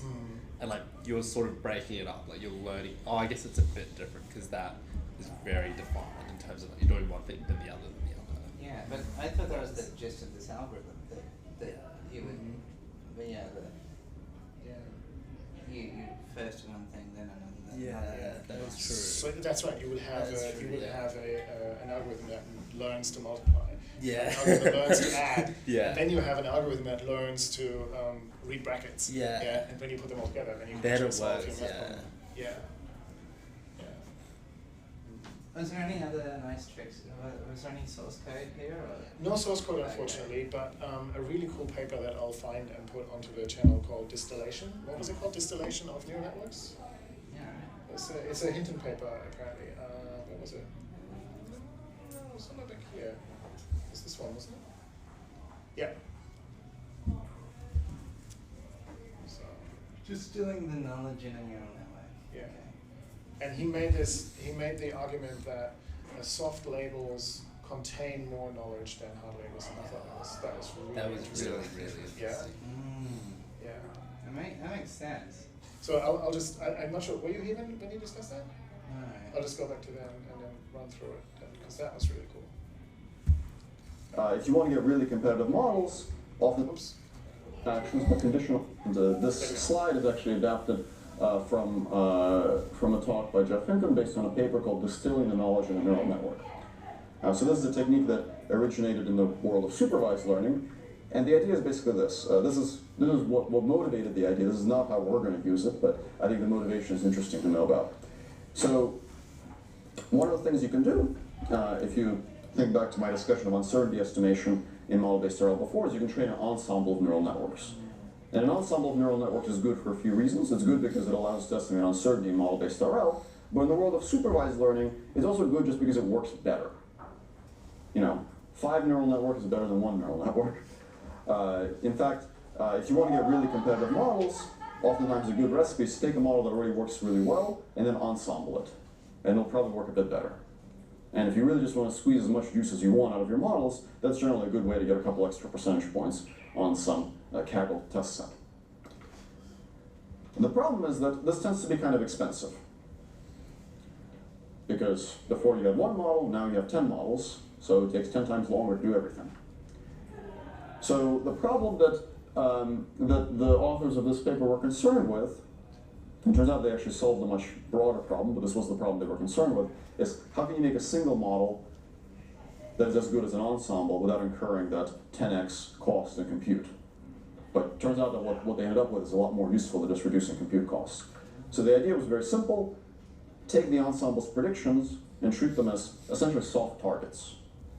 So the ensemble will make predictions about each of your training points, and the prediction will not give 100% probability of the true label, it'll be kind of smoothed out. So then you can construct soft labels by basically taking the logits from your ensemble, the log probabilities, dividing them by some temperature. You can pretend the temperature is just 1 for simplicity, and then using those as soft labels. So this is the logit, and that's the temperature. So now you might ask, well, what's the benefit of doing this soft label thing? Like, if I have a training set, my training set is labeled. If I'm doing like MNIST classification, I know that the 1 is a 1 because of the label, it says 1. Well, the trouble is that real labels actually don't contain as much knowledge as these soft labels. So here's a picture of the MNIST training set. And let me find a particularly bad one here. Like, if I look at this character, this is actually a 2. But I might think, well, this 2 kind of looks a little like a backward 6, maybe a 0. Maybe it looks quite a bit like a 0, actually. The true label doesn't contain that information. But the ensemble will tell you that. The ensemble will say 70% chance it's a 2, 25% chance it's a 0, and 5% chance it's a 6. Now you might say, well, that's incorrect. It may be incorrect, but it's actually in some ways closer to the truth, because if you understand that this looks a little bit like a 0, you'll actually get a better understanding of the difference between 2s and 0s. You'll say, well, if you want to differentiate 2s from 0s, don't pay too much attention to these things, because they're actually ambiguous. This is a good prototypical 2, this is a good prototypical 0, and this guy's in between, so don't take the true label too seriously. And there's knowledge contained in that, and if you distill the knowledge into your model will do better. So this was the idea behind distillation for regular supervised neural nets. And if we combine this with the idea from the slide before of using supervised learning to train a single global policy to imitate lots of local policies, we can derive essentially an extension to the world of reinforcement learning, which is policy distillation. And policy distillation has actually been used in a variety of different ways, not just for model-based RL, but to actually distill multiple policies that are all learned with model-free RL into a single global policy. So here's an example of a paper called Actronymic, which is from, I think, like 4 years ago at this point. And in this paper, what they wanted to do is they wanted to train a single policy that could play all the Atari games. You can try this in homework 3. I think you'll find it a little bit difficult to do with regular Q-learning. In fact, multitask RL of this sort tends to be very difficult, but training an individual policy to play each of the games is not actually too bad. And then once you train a policy to play each of the games, then you can just use supervised learning, just like we saw in guided policy search, to train a single global policy that can play all the games at the same time. And that turns out to be actually much easier in practice than trying to do multitask RL to learn all of the games all at once. So this kind of specialization, allowing each model to specialize to a single game and then distilling to get a single central policy, ends up actually working quite a bit better. So the objective that you use for training the global policy in this paper is essentially just a standard supervised learning objective with these soft labels analogous to policy distillation, analogous to regular distillation. So the soft labels are basically the probabilities from the individual local policies, and then this is just essentially weighted max likelihood. So each action is weighted by the probability of that action under the local policies for the corresponding game. So it's just supervised learning or distillation. It's essentially analogous to guided policy search, but applied to the multitask learning problem. So guided policy search was concerned with making model-based RL work better. This is concerned with making multitask learning work better without actually using any models. So yeah, that was sort of, I thought, a really cool thing. Yeah, right, totally. Yeah. So, yeah.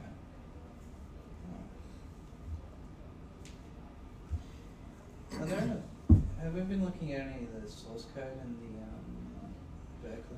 We've had a hacking session, Right. which led to us sitting here for 2 hours and installing stuff. I see. Noon was very, very interested to get into the hacking with us, and he got a little bit under challenged, I think, by watching us install and not being able to help. So but I hope we'll be able to, and I should get back in touch with him, because I haven't yet figured out a way to watch lectures with other people. That would be interesting, because he suggested that we sort of have a there is a website that does that quite well. Ah, cool. Okay. Right. And then so the idea was that we'll get back to that at some point.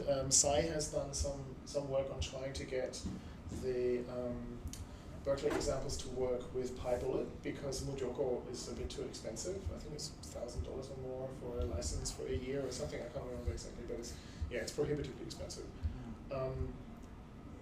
And so PyBullet being free would do the same job, but the shapes for the vectors and so on are very, very different. And apparently there's a lot of work to be done to make the example data fit with the same tasks to be done with PyBullet.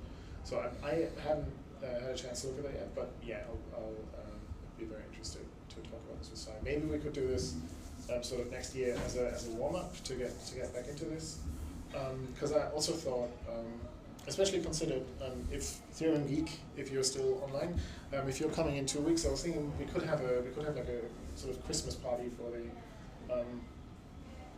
the book club, and maybe not necessarily do this on the very last day, but do this in like 2 weeks' time, and we'll order some pizzas, and there's already beer in the fridge, and I'll find an interesting Christmas lecture to watch, which has something appropriate for the session. I don't know, you probably have this in Australia as well, right? These Christmas lecture traditions. Yeah. That's an thing.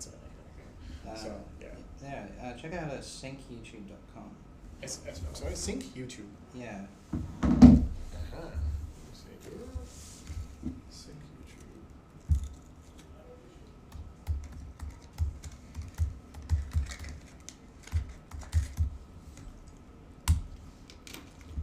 Might need a hyphen. Put a hyphen between sync and YouTube.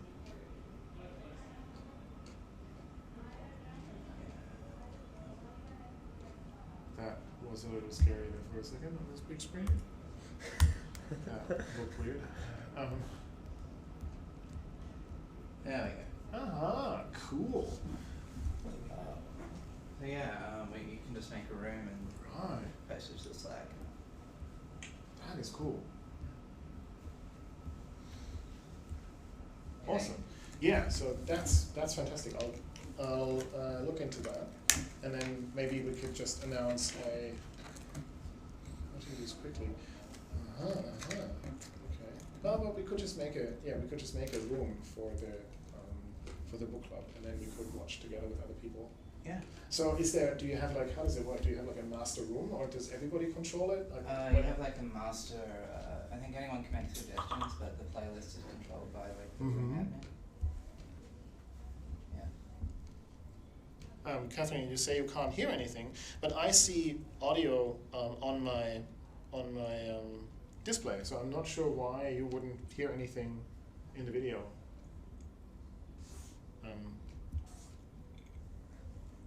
Yeah.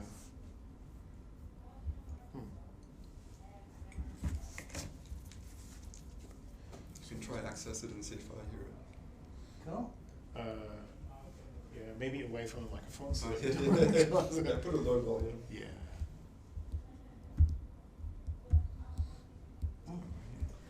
Yeah, sorry, I couldn't see more of this. Yeah.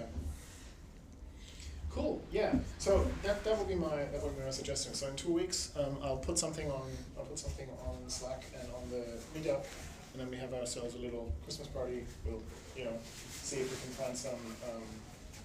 Yeah, and Yeah, if installation's a big hassle, Decorations. could maybe one of us could prepare a Docker image? Yeah, we just simply didn't know that it would be Yeah, that. okay. I'll chat with Sai and see what he's done so far, and maybe we could make a new data set that might help. Okay. And then if we could prepare that, like maybe at some time in January, we could just all sit together, and then we have a setup that kind of works similar to what we wanted to prepare for the training. Yes, Yeah. right. Alright. Yeah. Awesome. Cool. Yeah. Well, thanks for coming. Alright. And yeah, same for Hamish and Mervyn. Because have I introduced you guys even? Like Hamish, this is Patrick, Hamish, Mervyn, Patrick. At the very beginning. Yeah. That's it. Yeah. Hi. Yeah. So I don't think there's any point in starting with a new lecture. Yeah. So we'll do that next week. Cool. Yeah. See you. See ya. Thank you very much. Oh, you're most welcome. Yeah. So if you have any further questions, I've invited you to the Slack channel. Yeah. Feel free to post there at any time. That's not a live chat for the book club or anything. It's literally just our Slack channel where ideas get posted and questions get posted and stuff like that. So yeah. Cool. So, I'll just quickly check the audio and see if you can. yeah. Yeah, it works. Yeah, Yeah. audio works fine. Don't know. Yeah, it shows audio display. I can.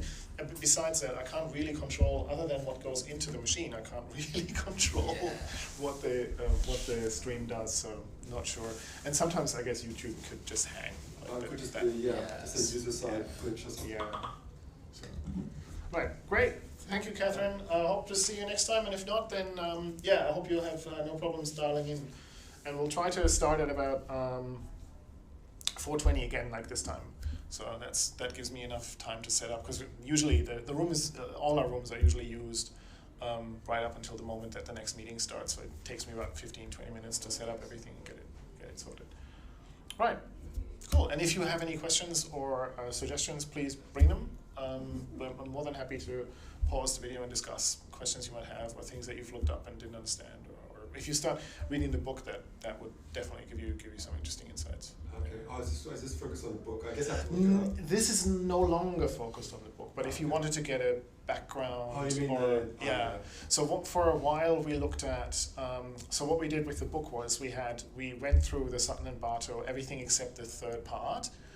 I'm still a bit sort of sad. I'll just have to read it myself, I guess. That we didn't do the third part because that was where a lot of sort of neuroscientific speculation and psychological information was and so on. It wasn't really all that application focused.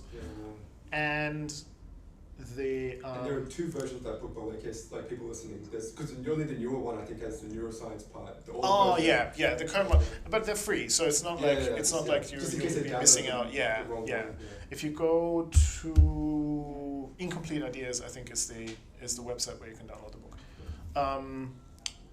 But either way, if you just Google Sutton Bartow Introduction to Reinforcement Learning, I think at the moment everyone is using the second edition. It's been around for a year or two. yeah, so we went through that, and then we wanted to see whether there was new stuff out there that the book hasn't covered yet, because like a year in reinforcement learning nowadays, it's an eternity already. And so we looked at that, and we took things like TRPO and so on, and looked at applications for it, and read papers and such, and then looked at the book again, saying, oh, what did he say about that again? What is the theory behind it? How are they actually? What's actually going on? And that was quite helpful to tie this back to the book. And I think that was one of the things that led to me looking for lectures like this, because it felt like half the time you just don't have time to do the homework and read the book, even especially if it was like, we started with like reading 20-30 pages a week, and it was just so hard. It was a lot of really dense information, and it's really hard. It's hard to do until you have like a lit review on it. Yeah, pretty much. And I had to read that whole book in 2 weeks. Yeah. So it's kind of like, yeah. It's intense. and the effect, sort of like the stuff that you want to retain, is much, I think, is much more tangible if you go sort of from big to small. I'm kind of a follower of the same policy there as Fast AI, for example. Yeah, where you do something big, and then you zoom in on the details, and then afterwards learn like how it really works. I wonder if a hybrid approach also works, like you do big and then a little bit small, because I don't know, I'm just thinking, because sometimes you go big, but then you're just itching to do a little bit of it. And I wonder if going from, I don't know, it's just a hypothesis. That's an interesting question, and I wonder whether that goes two ways. So for one, if you're aware enough, right? If you stay away from the really detailed stuff, or if you pull back early enough, once you've satisfied your little detail sort of hunger for the moment, and then you keep going back to the big overview and grab everything, and then go smaller, so that you don't get stuck when you've progressed too fast, and you've overestimated your knowledge or your understanding, and then suddenly there are bits missing. So that would be one thing, and the other just would in time kind of knowledge. Anyway, and the other would be whether that goes hand in hand with learning different things, right? So similarly to shuffling your training set in supervised learning, whether, like, for example, apparently you learn more and you retain more if you do maths for a little bit, and then, I don't know, French, right? And then a bit of geography, and go back to maths, so that you don't empty only one resource silo kind of in the brain, So maybe there's part of that as well. Maybe that's because the brain works a little differently. Like Patrick will tell you for hours how neural networks are not actually neurons, they just happen to have the same name. So there are probably different mechanisms at work that we just haven't copied yet, or just don't need to copy, because there are biological functions that we don't need to copy that have.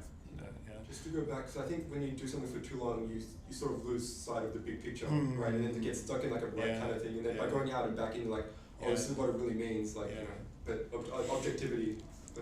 And I wonder if there is something, and this is super blasphemous because I'm just using the wrong words, but it feels a little as if there's something like backprop going on in the brain as well. I don't know if you have this, but I feel like, especially when I'm like learning a new song, or like anything that you're like dancing or martial arts or whatever, you try a certain motion and you try sort of certain physical control, and then you do this sort of breaking up and divide and conquer, and for a while you're gonna now I've got this bit, and then what is it? I have to put my left foot this angle, and then right here, and then you sort of eventually you get all the bits into the right order, and then when your brain wants to combine it all, you just nothing works.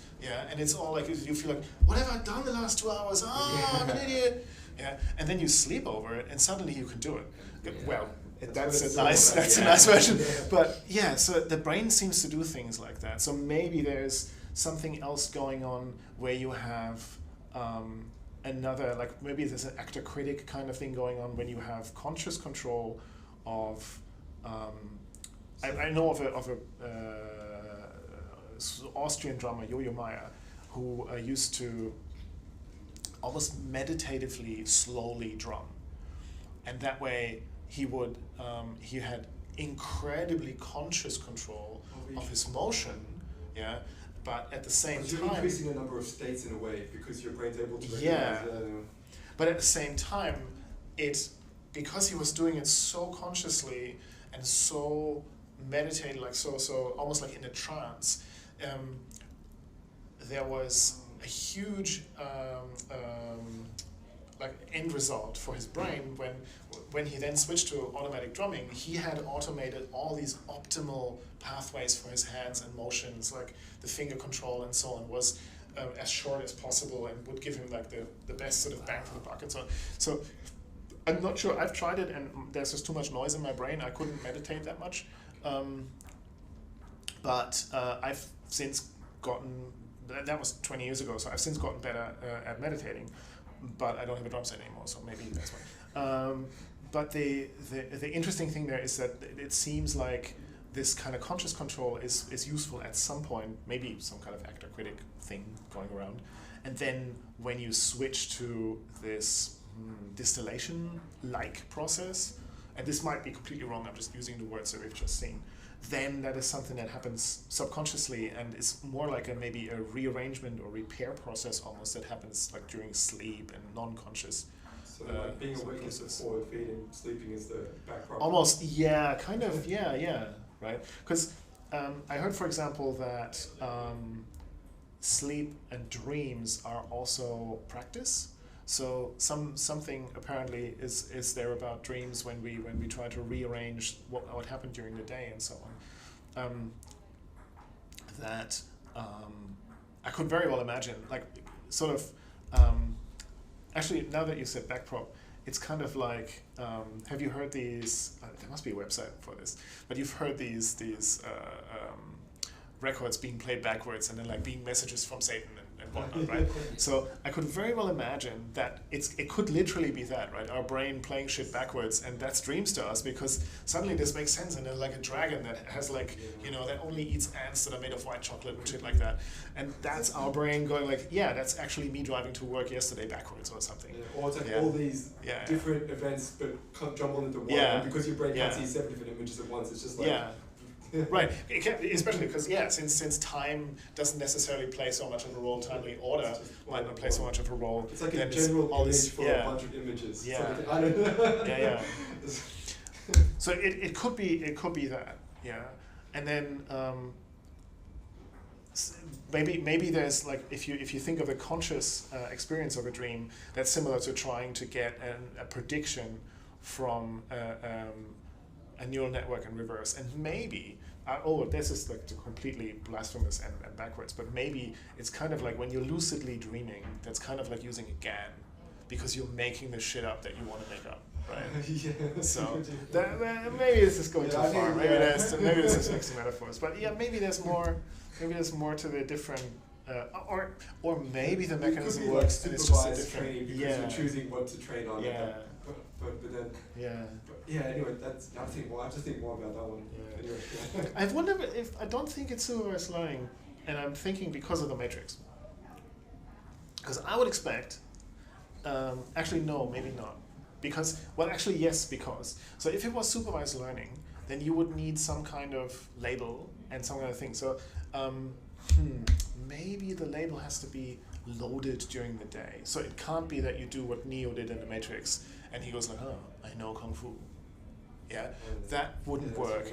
In a dream it might kind of work, but then the way that I would do Kung Fu in a dream is basically... it would basically be me looking at my opponent, and then there would just be a blur, right? And then they would be on the floor.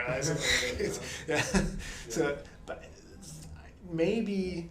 So it's when you can repeat what you've already done during the day in your exactly. mind. Yeah, so you have to get the training set, the data set from somewhere.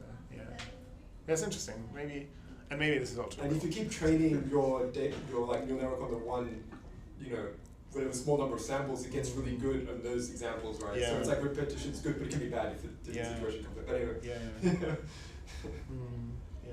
Would be interesting to know whether dreams can make, because often the first thing that goes when you have a mental illness is regular sleep, and especially with things like depression. Sleep is incredibly important and is also incredibly hard to get. So I wonder whether dreams could make a mental state like that worse when you're practicing on the wrong thing, and you're basically sort of, it's kind of like getting stuck in the wrong local minimum for your network. You're not converging, or you're converging to the wrong place.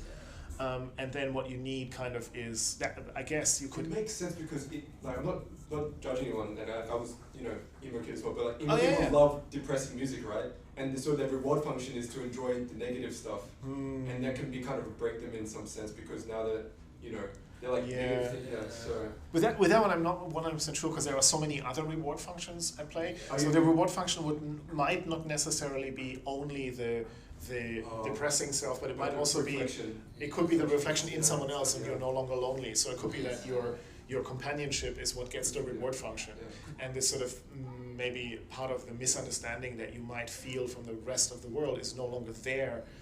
And then that gives the reward function as being understood, being no longer. So I think there's many. There people will be. depressed generally think a bit deeper because they're. But it can be if you're too depressed. Then it's And emo and being depressed is not the same thing. So that that would be, Do you think like with the depression and sleep, sleeping longer is actually like good for you to get into a better mental state? Do you think that is equivalent to? As far as I know, searching that's not longer? the case. Oh, really? So as far as I know, there are different. I'm trying to remember because my wife was a sleep researcher for a while.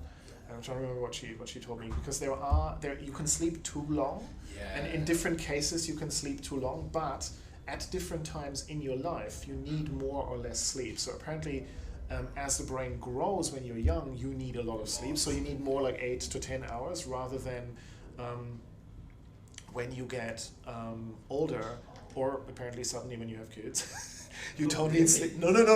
But it's just kids won't let you sleep. But you have to tell everyone. You have to tell everyone. That, no, I don't need sleep. I got up 8 times last night. But as you get older, you apparently need less sleep, which is why, like in this South Park episode, all the old people got up really early and got everything done already. I wonder if that's because like younger people, it's all new samples, and you need to backlog on the train on it. And then it's all the same. The brain still grows until I think the age of 25 or so. There's still a lot of modulation going on, which doesn't mean that you can't learn anything as you get older. Otherwise, it would be completely futile for me, right? But when you're older, you don't need to learn as much. Like when you're a kid, everything's new. But when you're older, you need to focus on one. Maybe your specialization. So. And also maybe other processes are more optimized or more like sort of worn in, and then the sleep isn't so required. So I wonder whether, like, would be interesting to see whether at some point if you grow like to 150, 180, 250, something like that, whether you eventually go down to like maybe 5 hours, and that is sort of where we plateau for a while as we grow older and older. Who knows? But as far as I understand, both in cases of mental illness, you can oversleep, and that can ruin your basically just your circadian, like your diurnal rhythm. That's one thing. But the first thing that tends to go when you have a mental illness, be it depression or in the case of bipolar disorder, where people, when they have a manic episode, they don't want to sleep because it feels so freaking amazing to be manic. That's one of those really mean things. Like, the universe is an asshole. It's a disease that makes you the happiest and most active person in the universe for a little while. And suddenly it's like your creative output is insane. Like, your sex is fantastic. All of this weird stuff. And suddenly you don't need sleep, right? And you also don't notice how you slowly move sort of off the rocker, and you just you become more impulsive. You have, like, your decision making can be really poor. And there were cases, for example, where algorithms noticed this. Like, there was, I don't remember the exact circumstances of this, but I remember there was some case around advertising algorithms being pulled short because it turns out that they found the approach of a manic phase in bipolar people before they even themselves noticed. And so the algorithms would, not because evil people programmed them for it, but because that was their response curve, right? They noticed this, oh, this is going on, therefore they fed these people more ads that would make them more impulsively buy things and so on. It's really, really, really dangerous. It's really dangerous to be on ads if you're bipolar.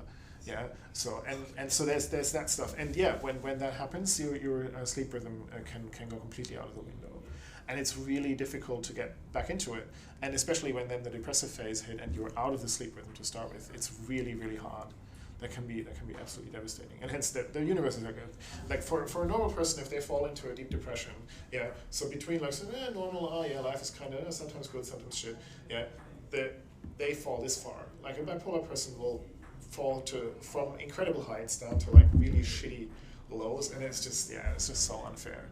Like anyone who thinks that the design of the human body with like the entertainment center right next to the sewage plant, or a breathing hole right next to the food hole where the food sometimes gets stuck in one or the other, that's pretty shitty design to start with. But things like schizophrenia, where you can't rely on your senses, or manic depression, where like that is just shit design. Like literally, that is just that's not fair.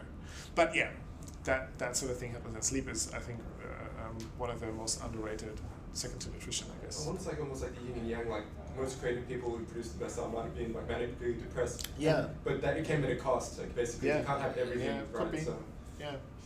it's like people when you drink coffee, like you do really well that night, but the next day you crash. It's like you can't have everything. Yeah. In some sense. So. Why do you say sleep is second to literature?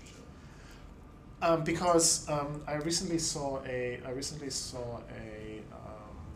TED talk by a clinical psychologist from New Zealand, who talked about how they integrated micronutrients and sort of dietary changes into their clients and patients' rehabilitation or like treatment, and the changes that were made with nutrition, and not kind of like, it was genuinely double-blind studies that they did with these people, and the amount of nutrients that they gave them, like the amount of minerals and so on, were way above what you get in your average sort of Blackmore's or whatever mineral pill. So it wasn't like they weren't trying to sell Swiss pills or whatever they're called. I can't remember. Yeah. So it wasn't this sort of crystal healing kind of nutritional stuff. You are what you eat. It was genuinely using targeted nutrition as a therapy booster, and in the sense of like you are what you eat. When you think about the more and more we find out about how the gut plays a role in like hormone production, and in generally it's in its reaction with brain function. I noticed myself, for example, I tried to eat vegan. I'm a totally anal ethicist. Yeah, I think I should not eat animals. Anyone else can eat whatever they want, but I just don't want to eat animals. And I wrecked my body with it. It was really terrible. Like I can't. It's really hard to subsist on a plant-only diet for me. Because me, I'm like ethical too, and my friend, he had so much like his beard was just dropped off, and he had to go back to eating beef, and then it was really hard. Really? And my wife was joking, like, hey, yeah, you're German, of course you eat meat. Yeah. I don't think it's genetic. Some people can seem to go alright on vegan, and some people can't. Yeah. And I had the appropriate supplements. I had like my B12 and the right things. I took extra vitamin D, and no, but it doesn't cut it. Like sometimes, and you can feel it even in your cravings. It was even to the point where, and I went completely meat and dairy free and so on for a year, and after that year I literally couldn't drink dairy. It was it even tasted too animalic. I couldn't have it. It was just the flavor was just almost repulsive. Yeah. Because I'm not lactose intolerant or anything like that, but every time I got the coffee wrong they got my coffee order wrong, I literally had to return it. I couldn't say, oh, I don't want to waste this, I'm just going to drink it, because it just tasted horrible. But meat never stopped tasting absolutely fucking amazing. Yeah. And I think that was sort of like part of this thing where the body just goes, no, this is good shit.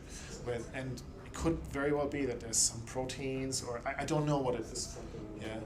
And maybe I'm just a lazy anal ethicist, and I should just invest more time and just do better diaries and so on as to sort of what had what effect, and Yeah. but that would also take a lot of fun out of eating and cooking with my partner and so on. I think in the future they might be able to find a substitute, but right now it's almost Yeah. like it's hard to be an ethicist right now, but in the future Yeah. it would be easier, and that's when I stopped drinking soft drink for like a year and I didn't enjoy it anymore. So it's similar to that milk thing, and it's obviously bad for me.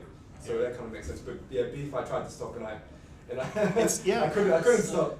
I'm lucky. It doesn't have to be beef. I'm quite lucky. It could be lamb, lamb It's so the things in Australia especially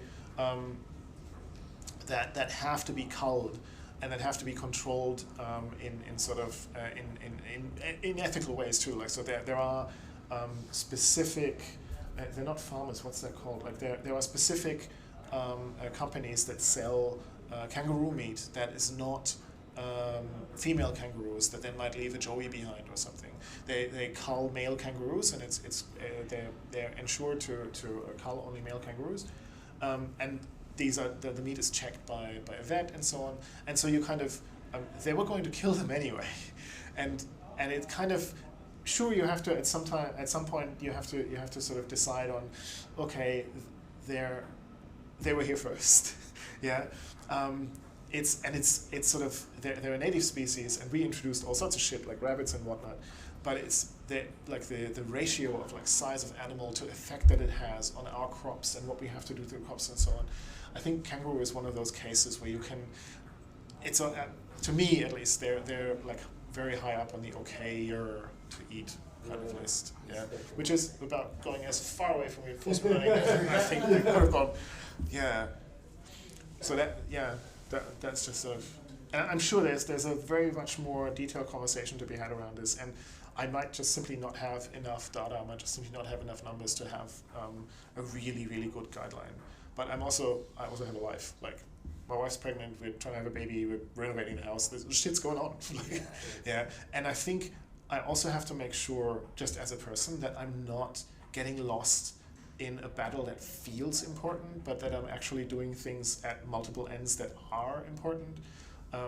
So for example, I'd rather have, I don't know, meat every now and then, because that is still something that it feels like my body needs, and put solar panels on my roof, than to just completely go nuts about my diet and maybe, I don't know, ruin my marriage and not have those solar panels on the roof. Look after yourself. So I think, yeah, exactly. You have to sort of do the best you can with and yeah, I think it would be interesting to have a long conversation with an actual philosopher, not like an armchair philosopher like me, about this, because it would be interesting to see whether, like, how much uncertainty is in this, like in terms of, if you wanted to look at this from a data science perspective, yeah, from a what is the uncertainty, for example, in ethical decisions. I'm not a big fan of these discussions around Kantian ethics, for example. Are very strict, yeah. So there's this categorical imperative, like at all times act such that your maxim could be a maxim for everyone. It's like, well, it's a really cool thing. And then there's this, for me as a German especially, this is a very salient example. Like if the Gestapo comes to your door and you're hiding the Jews, and they say, "Where are the Jews? Are you going to lie?" Because as a Kantian, you can't lie, yeah. And that is difficult, and the standard conversation around this is usually, of course you can't lie, you're just not smart enough to find the right solution, and just because you're not smart enough doesn't mean that you're allowed to, break the Kantian, it's your fault, this is right of victim blaming, but anyway, so it's really complicated, and I wonder whether what's actually happening is that what we think of as ethics is actually a model. Yeah, it's a model for the world. The world's really complicated. Yeah. And there will be edge cases where it doesn't work. And maybe for most cases, but unfortunately in the case of Kantian ethics, the model itself doesn't allow for these edge cases. There's no way to say, act almost always such that your maxim could be a maxim for everyone. That's not what it says. So, but it's in terms of the golden rule, it's a good guideline, right? So I think an ensemble model for ethics like that is something that in everyday life will get you a lot further, yeah. Or the way that I try to look at it is your analogy, don't analogous yeah, reasoning like, of it, yeah. Don't be a dick and don't be an idiot.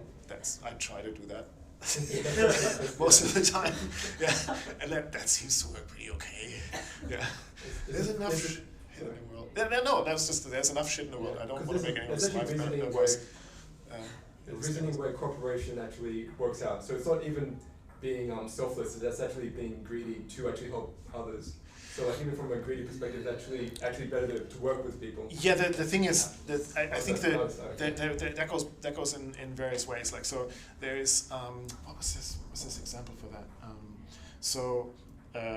There's I think a quote from Abraham Lincoln where he said, "Hey, I am totally selfish because I am altruistic because it makes me feel good. So at the end of the day, ha ha ha ha, there's no altruism. There's only selfish behavior."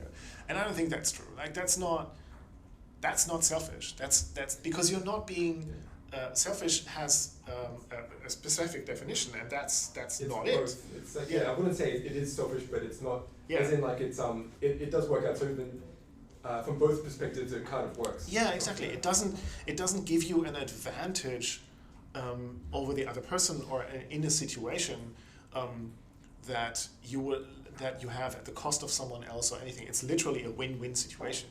So that I think the term selfish in the definition that we usually use doesn't apply there. It's like altruism is more if you look at it that way, I would say it's more a non-zero-sum game. Yeah.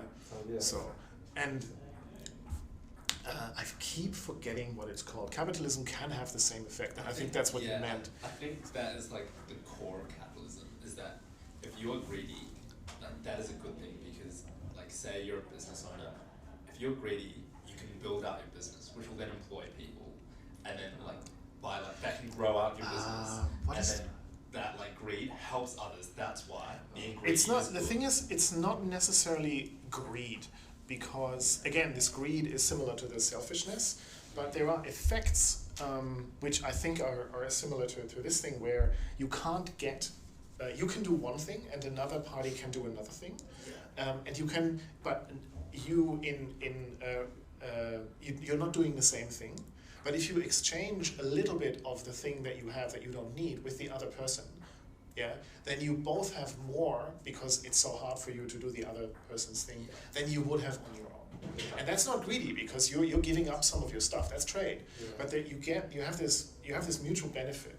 And that is this more than zero-sum kind of thing that you get. And I think altruism works like that. You get the good feeling, great, sure. But you're also giving something that you don't need. For example, when I donate to charity or so on, that's literally like, if I donate this, I would be dumb if I couldn't eat tomorrow.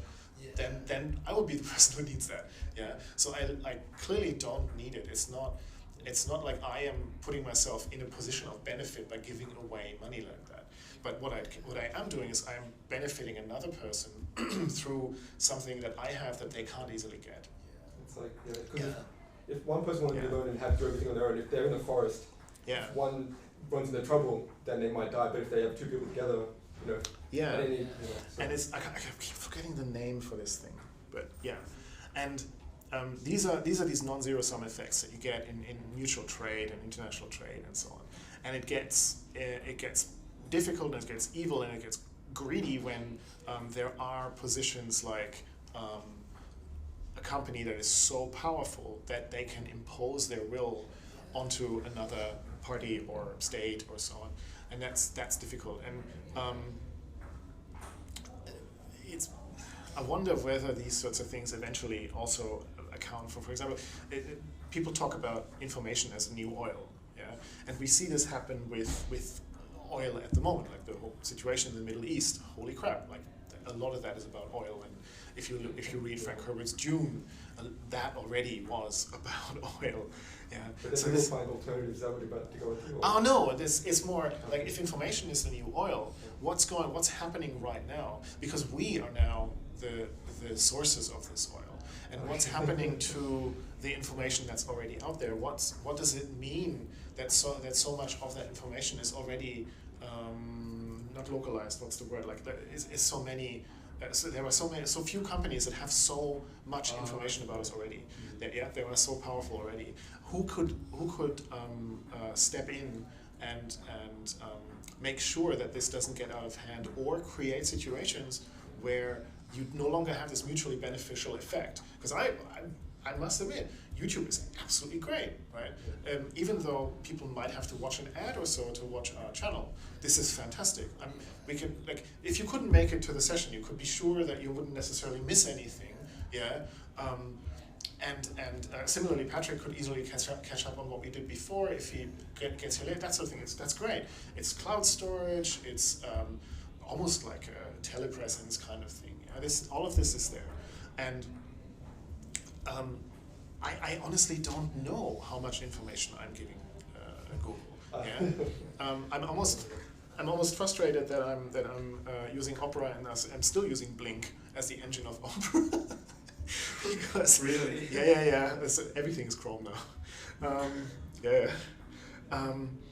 But that's because you can see this, like, Firefox toasted my screen. So yeah. Oh, there was some I think activation for the graphics card or something in Firefox, and it overheated the machine. So, Wow. Yeah.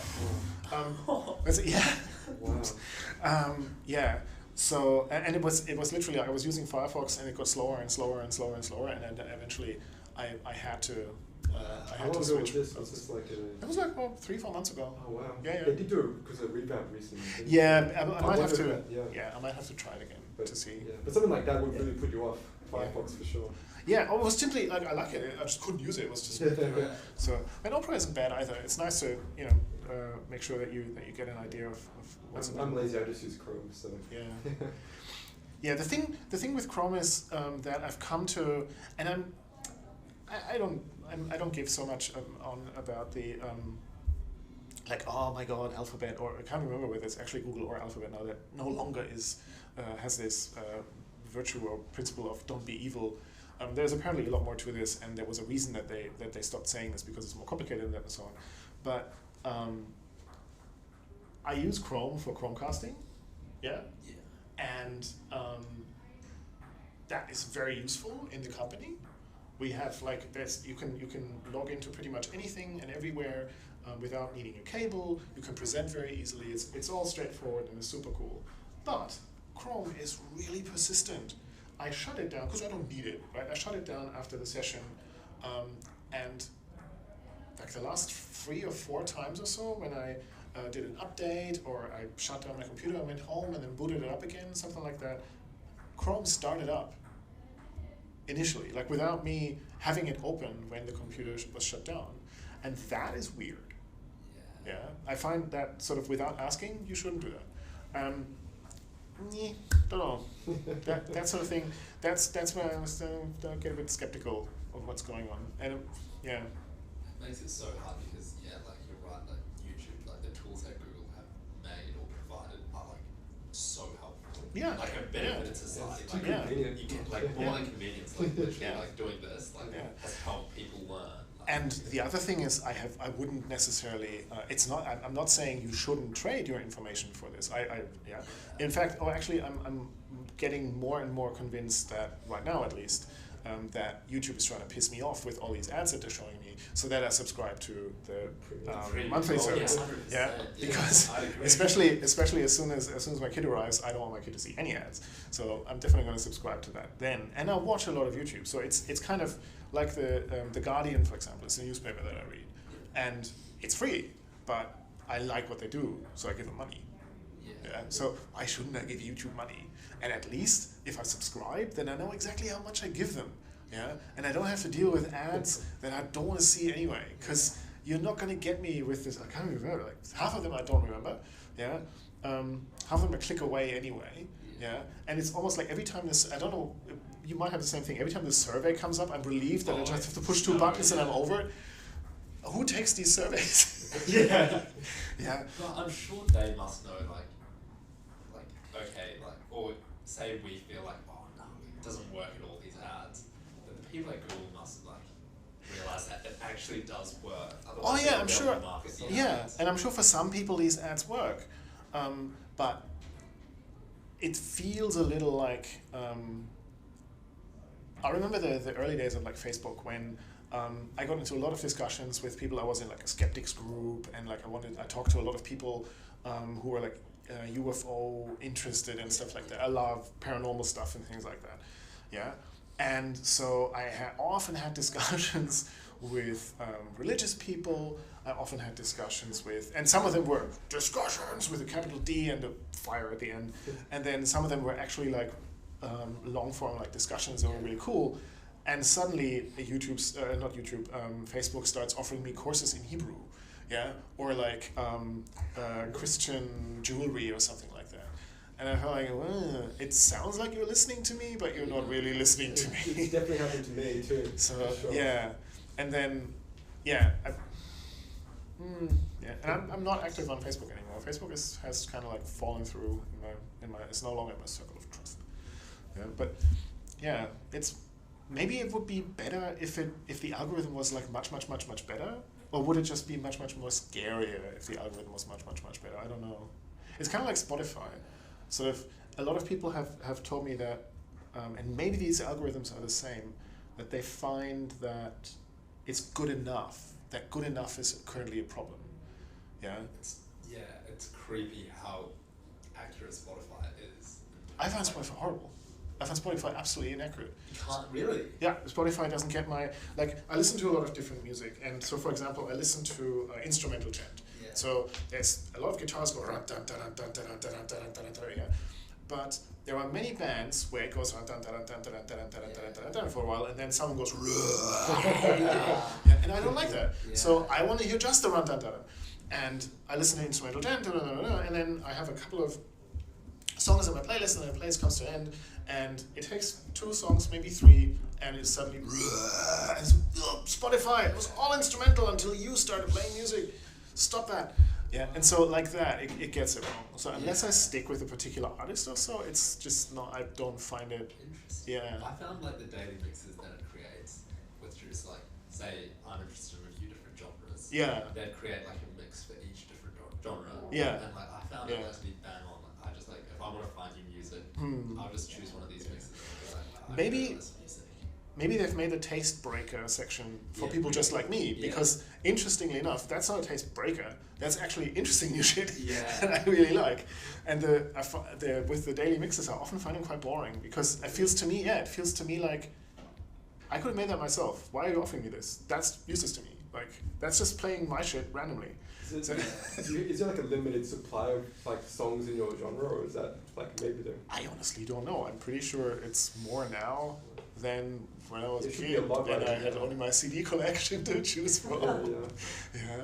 So, and the stuff that I listen to, or I listen to a lot of music, but a lot of the things I listened to weren't on the radio, so there wouldn't have been another source. Yeah. Man, Napster was awesome.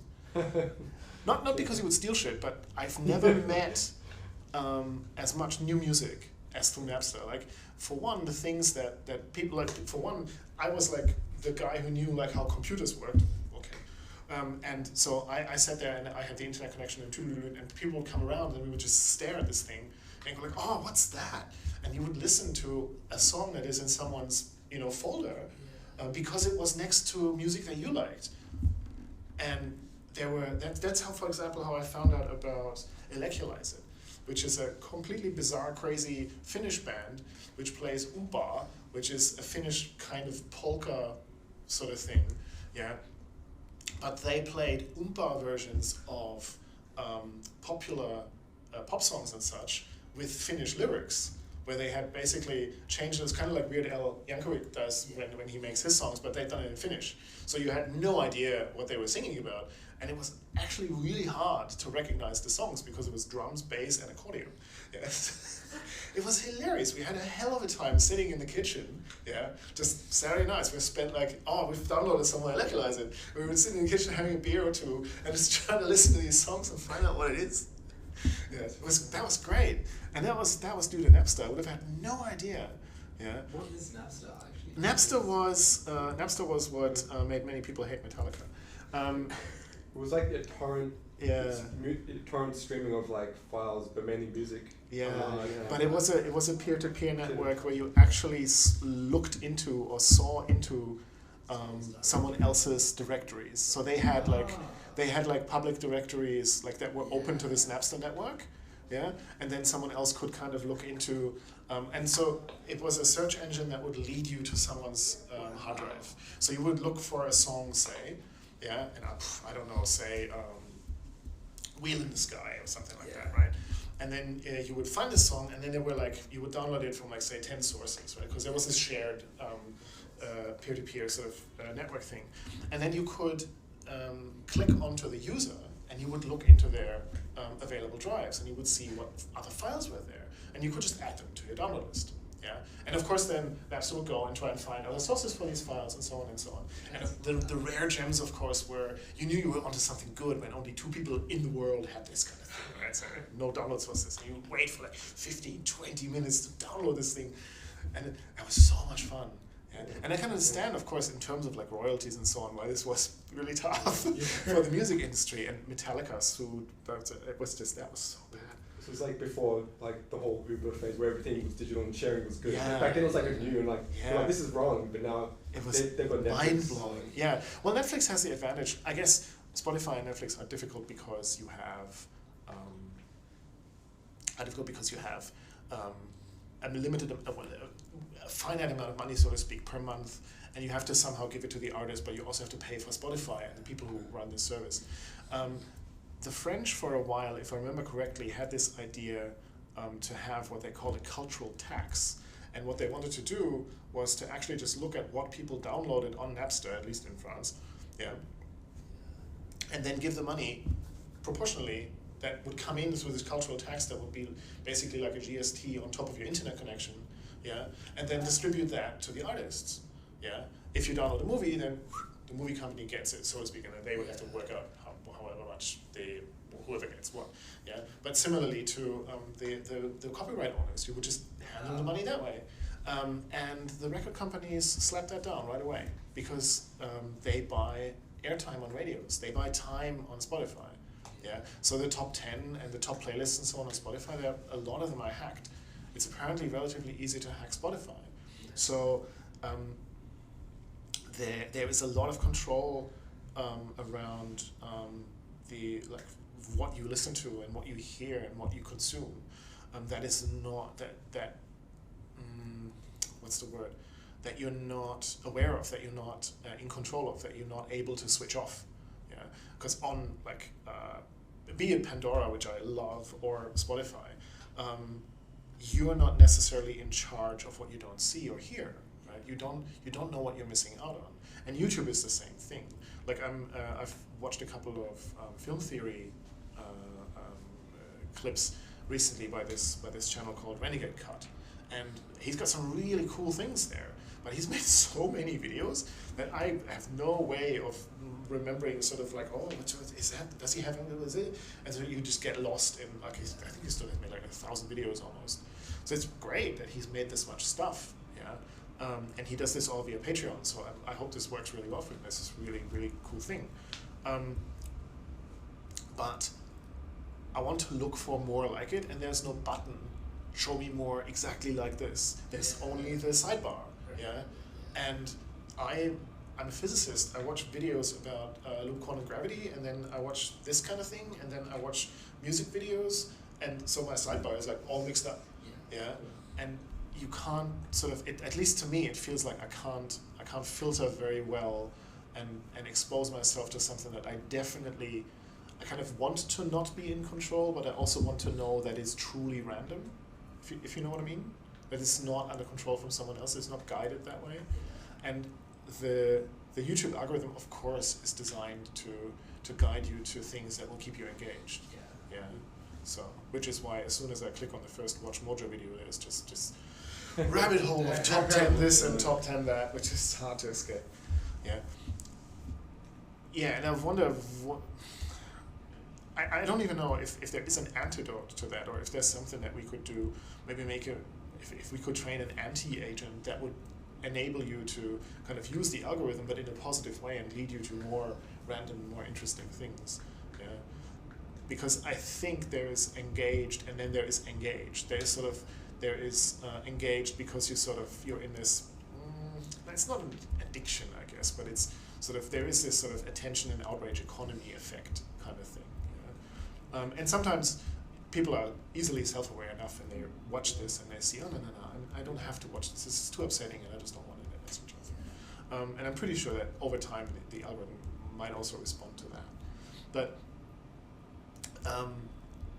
it would be very useful, I think, if we could have more helper functions, and I would also pay money for that because I see that this is a free service, and so I would be happily subscribed to YouTube, and then with this money not only switch off the ads, but also get access to more features, for We example. should do a Kaggle comp on the YouTube data to see. Maybe. It'd be hard to It'd be test though, because you'd have to wait like a year and get and find out if people were happy or not. But how do you test that? Yeah. So that's a tough one actually. Yeah. Well, I feel like they have the technology there because that recommended that they do provide is built up with lots of different things that you're interested in. Like you say, you're saying you're interested in physics videos and these law videos. Like it knows you're interested in these physics videos, it knows you're interested in these film theory videos. It just has it all in one spot. Like it could easily split it up, it just doesn't offer that. Yeah. But then I think they're constantly changing the homepage. I distinctly remember recently have seen when you scroll down a little bit, there are genres.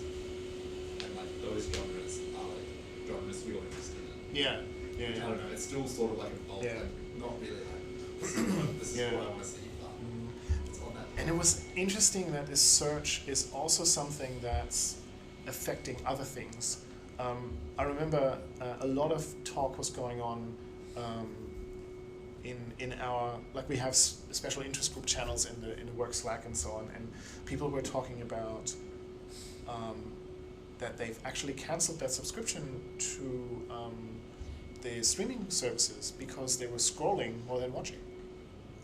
And surely they must notice that. I'm pretty sure that Netflix knows when I'm scrolling and sort of where my mouse is hovering and that sort of thing. They must know which trailers I'm watching, which I'm sideways scrolling, which I'm down scrolling, which I'm going past, and so on. So that this must be available, and it must be a huge problem, I imagine, for them. So they don't want you to scroll too much.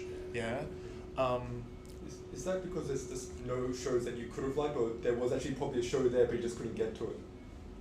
That's something that I don't even know. Because I heard they're just taking on so many shows and comedians or whatever because they just need more content. Because they I think they're just running out of people who just binge watching and then just run out of shows to watch.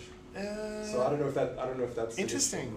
Because maybe I'm to the lower edge of the bell curve then, because I don't binge watch unless I'm really picky about the shows that I watch. If I pick one, I tend to binge watch it, but I usually give it 3-4 episodes, and then I either drop it or binge it. So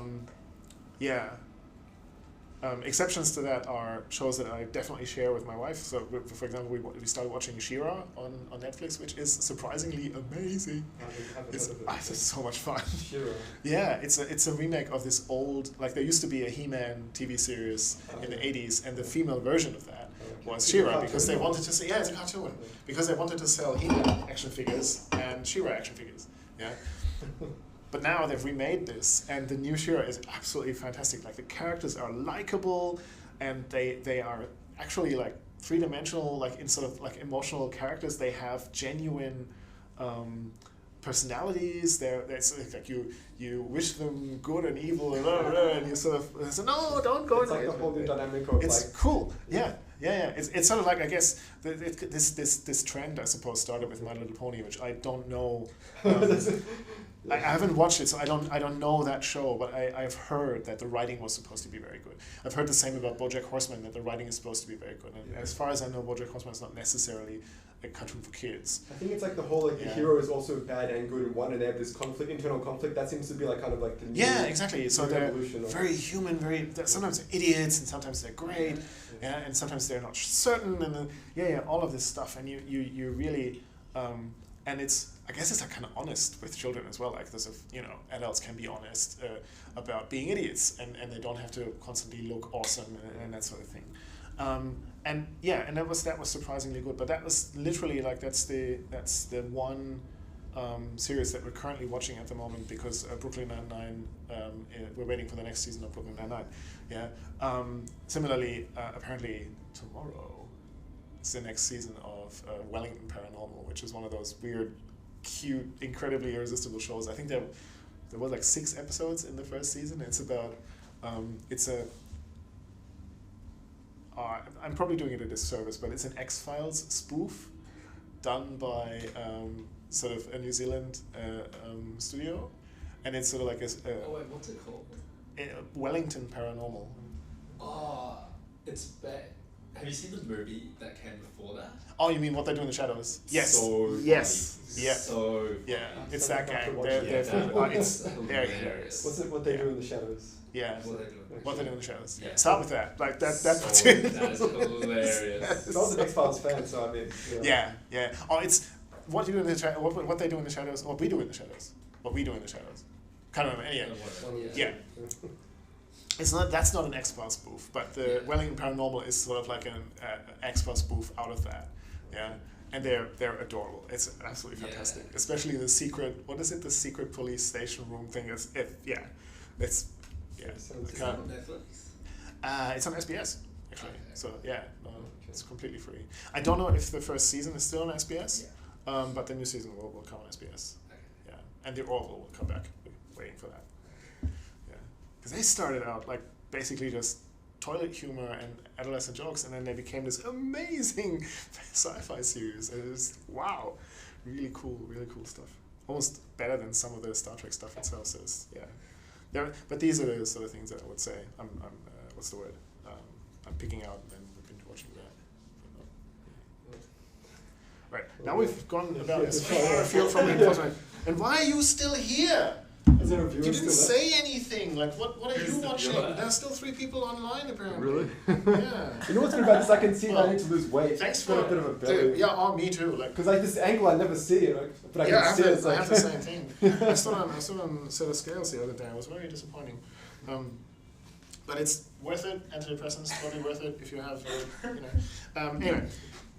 Yeah, hope to see you next week or in 2 weeks if you can make it to our Christmas party. I'll order some pizza. We have beer, and I'll see to us having an awesome lecture of some sort. Yeah. That sounds cool. Hey, Mervyn, good to have you here. And if you can't get out, Lovely let to me meet know, you. and I'll fix it up. Sorry. It's okay. It was a pleasure meeting you. Yeah, Thank you very likewise. much. Cool. Yeah, it's See you good to soon. see you. Cheers, bye. And bye-bye, internet.